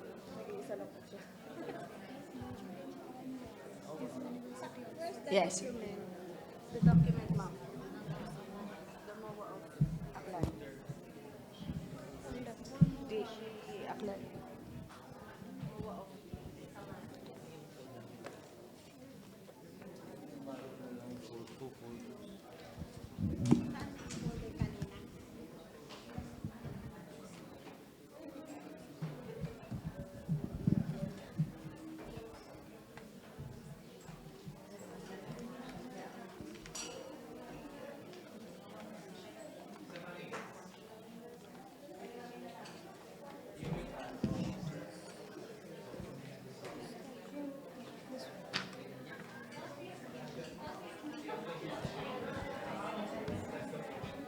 with this file?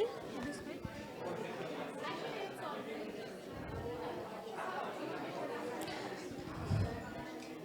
Solo. Solo flight si sir.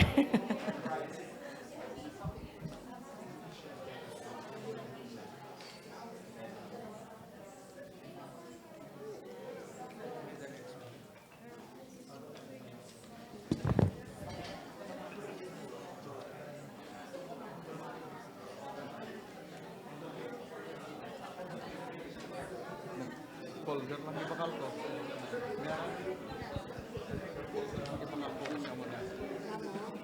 Nagbakal ako kayo na dalawa.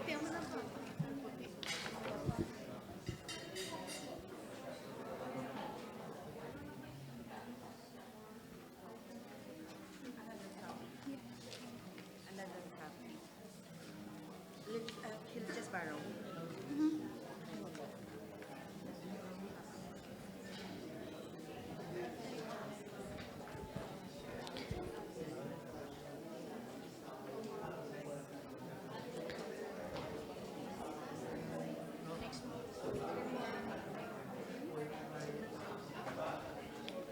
Sila na ano mo.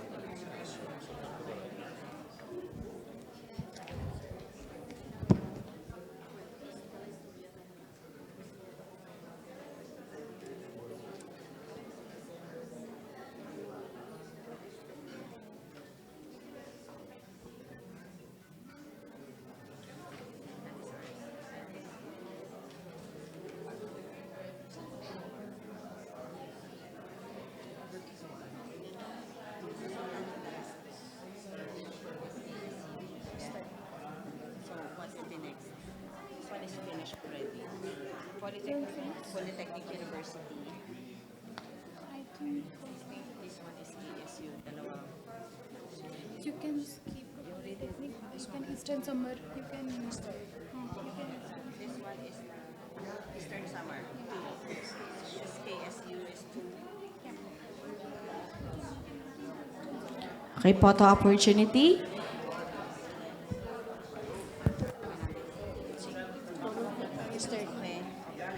Okay, thank you so much. May I call on the Eastern Samar State University?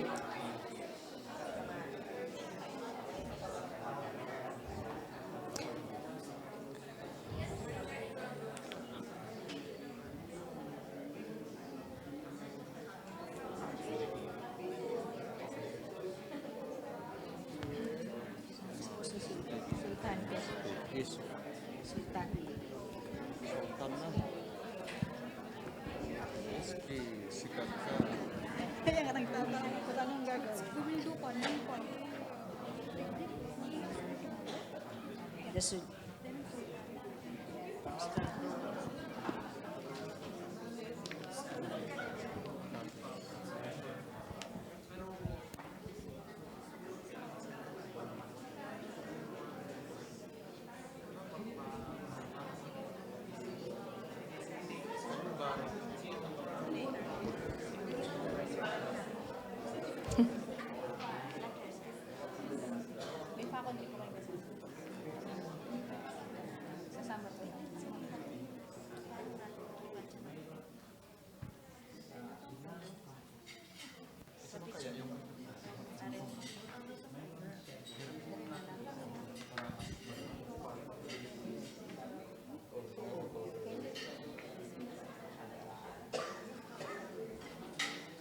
Okay, picture taking.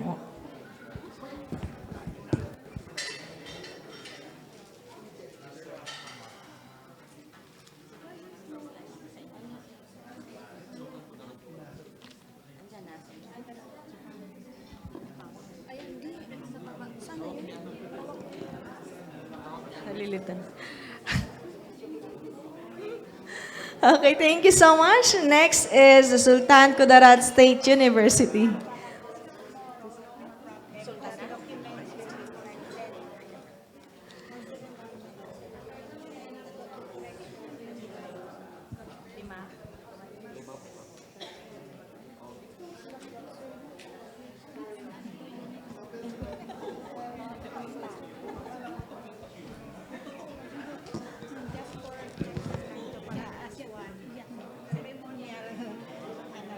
Next.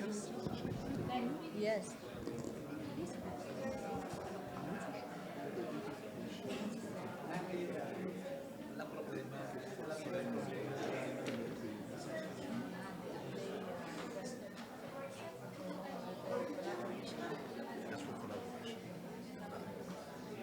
So far, is he a joint planning, academic support, facilitator?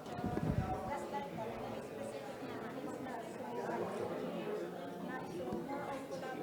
This one.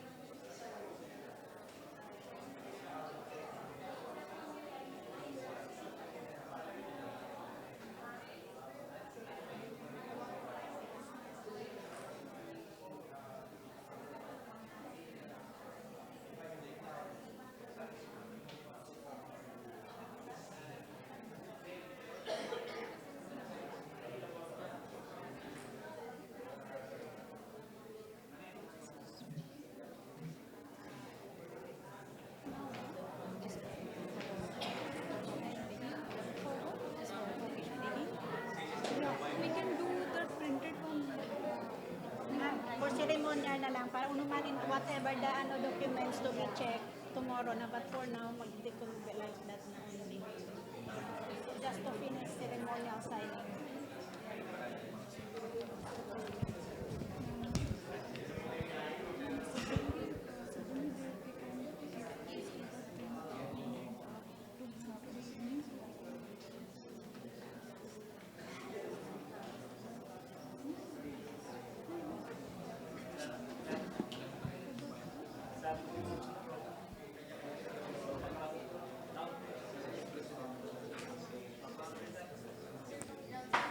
May we request the background of the LED?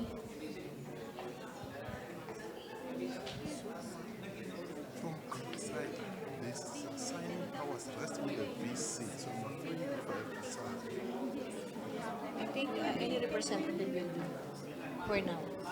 Don't ever.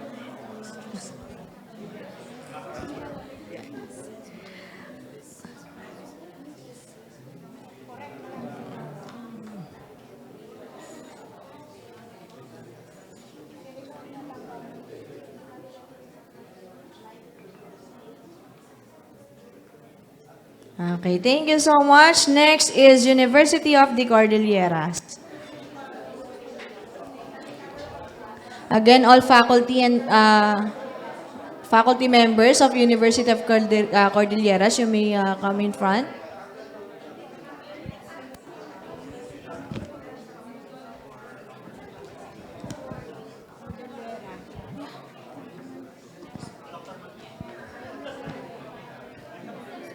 Oh, Cordilleras.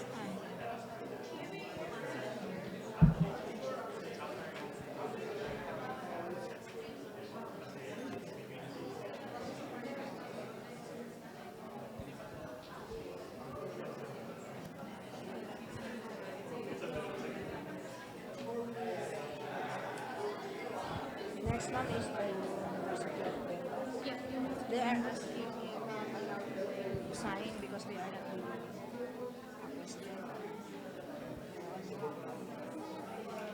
they're confused. They're confused. They don't want to sign. They want, but they are asking if they are allowed to sign since they are not the president.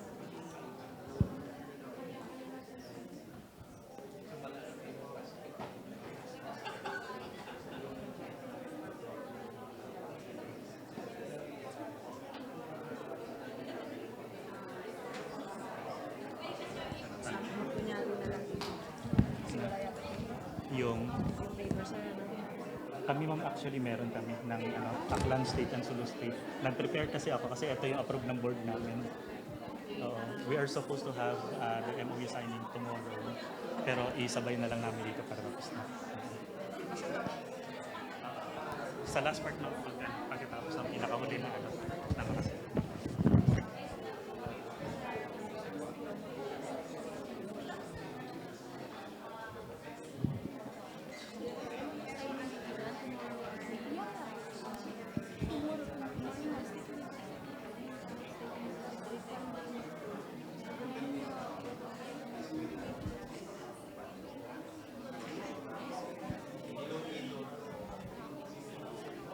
Excuse me, they are We would like this permission after the last part of the signing of set research and other universities. We would like to have the signing also with ASU and Sulu. After the last part. Just the Yeah, sure. You just inform. Yeah, she's Yeah, okay. Thank you.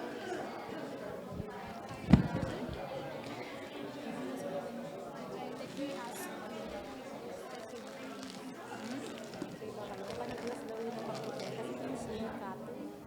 Kaya si ma'am, bukas pa. Pero ang kitabi ako dito, Philippine Universities. Mga suits. Yung suits na yun.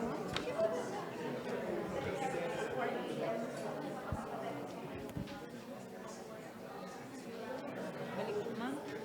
Skip.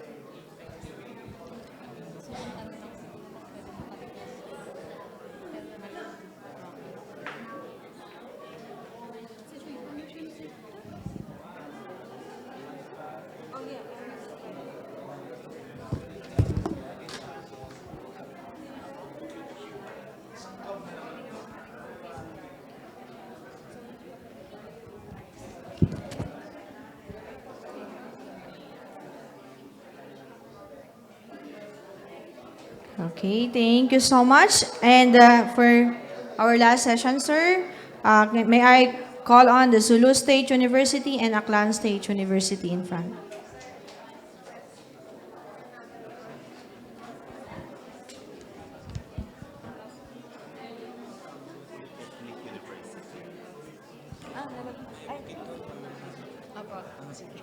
Polytechnic.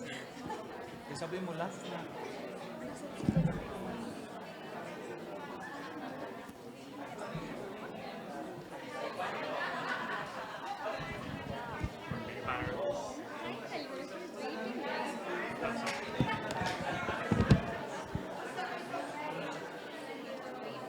Sige, sir. Kasi ito yung major task ko. Akin na nga yung name. Technology State University. Hindi ba kasi wala?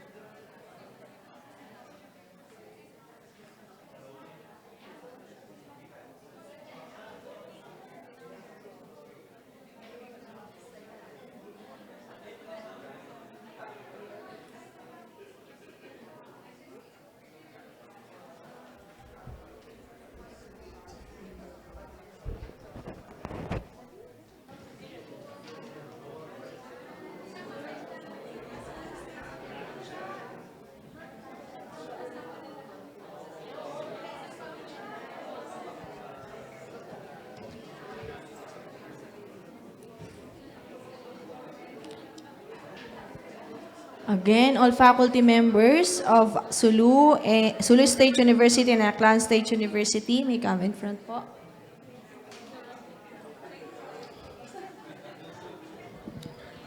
Oops. Background.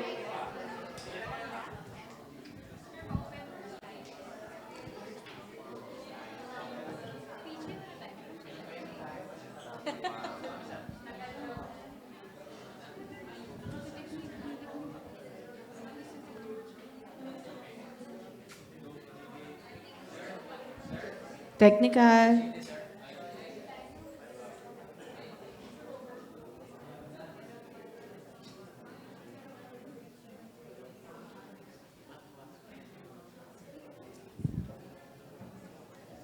Practice daw po muna. Isang smile po.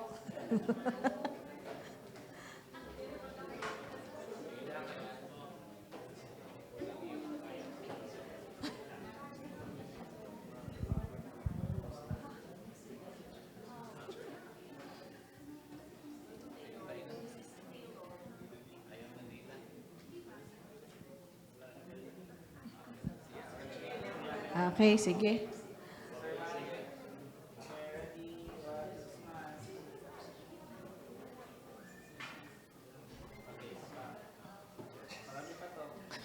After daw po niyan, jump shot.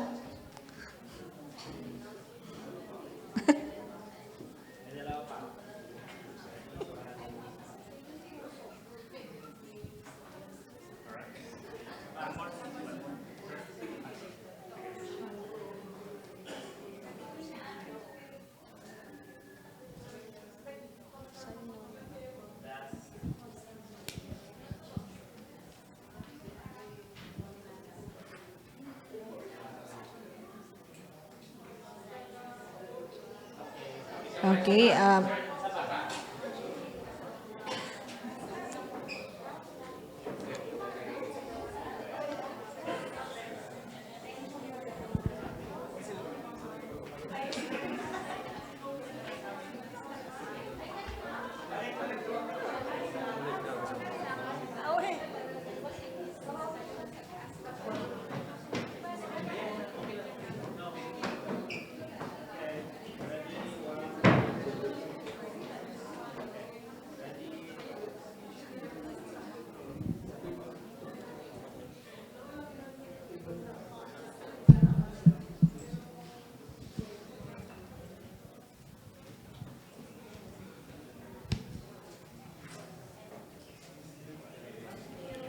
Okay, thank you so much po. And also, may I call on Polytechnic University of the Philippines? Followed by Bukidnon State University.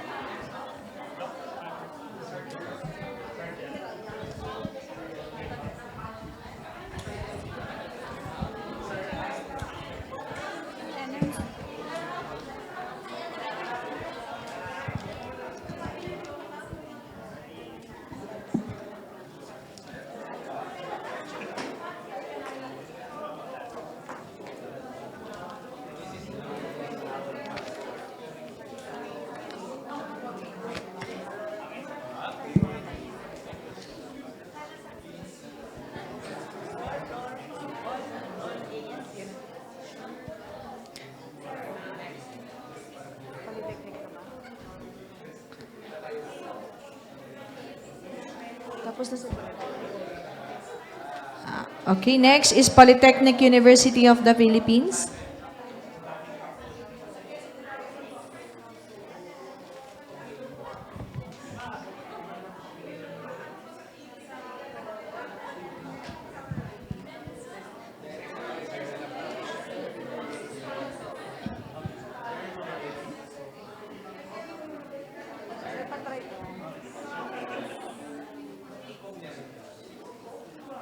Kami next.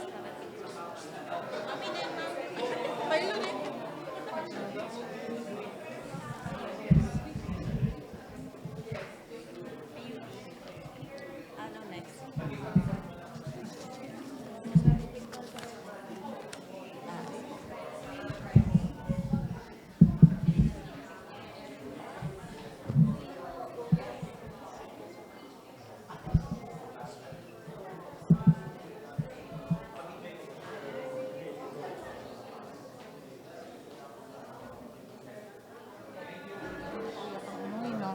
I already segregated it. The sign will be on the set. 4 copies.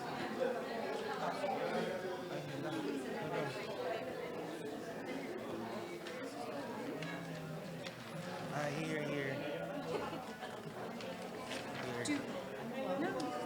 The sign.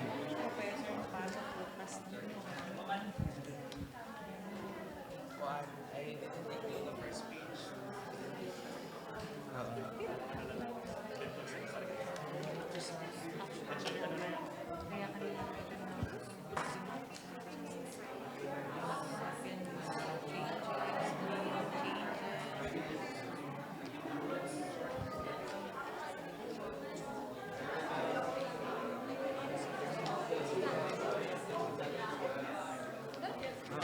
Four copies.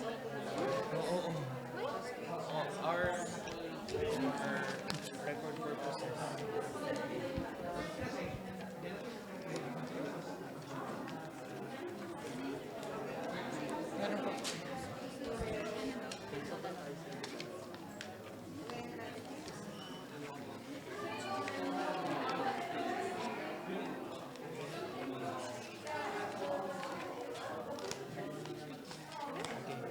I'll just put it in here for documentation.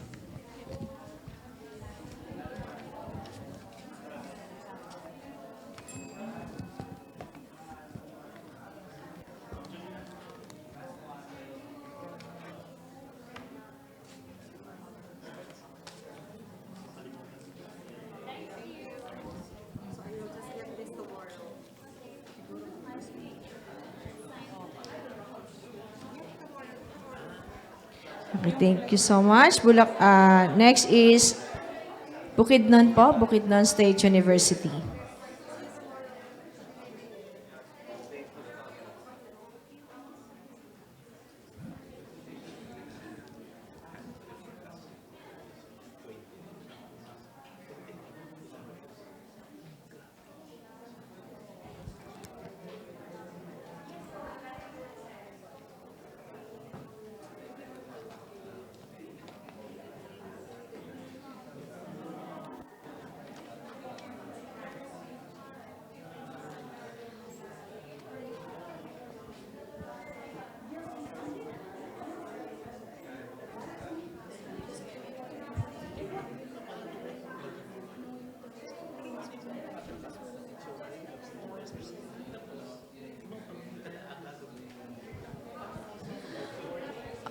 Okay, reminder lang po, today, i-announce na rin po natin ang best presenter. Please wait for the announcement.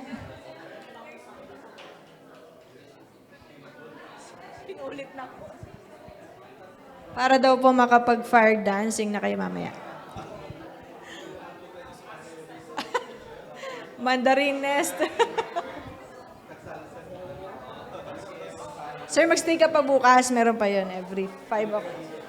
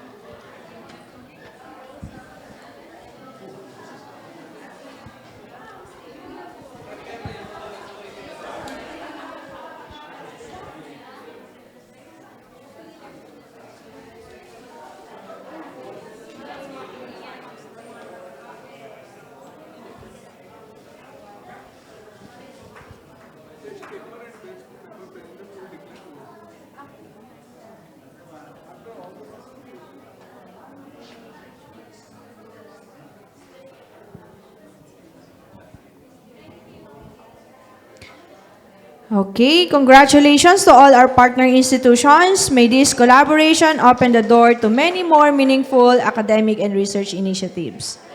Ayan, may pahabol po. Okay, the announcement of the winners will be rescheduled tomorrow so you can enjoy the full activity tonight. Thank you so much.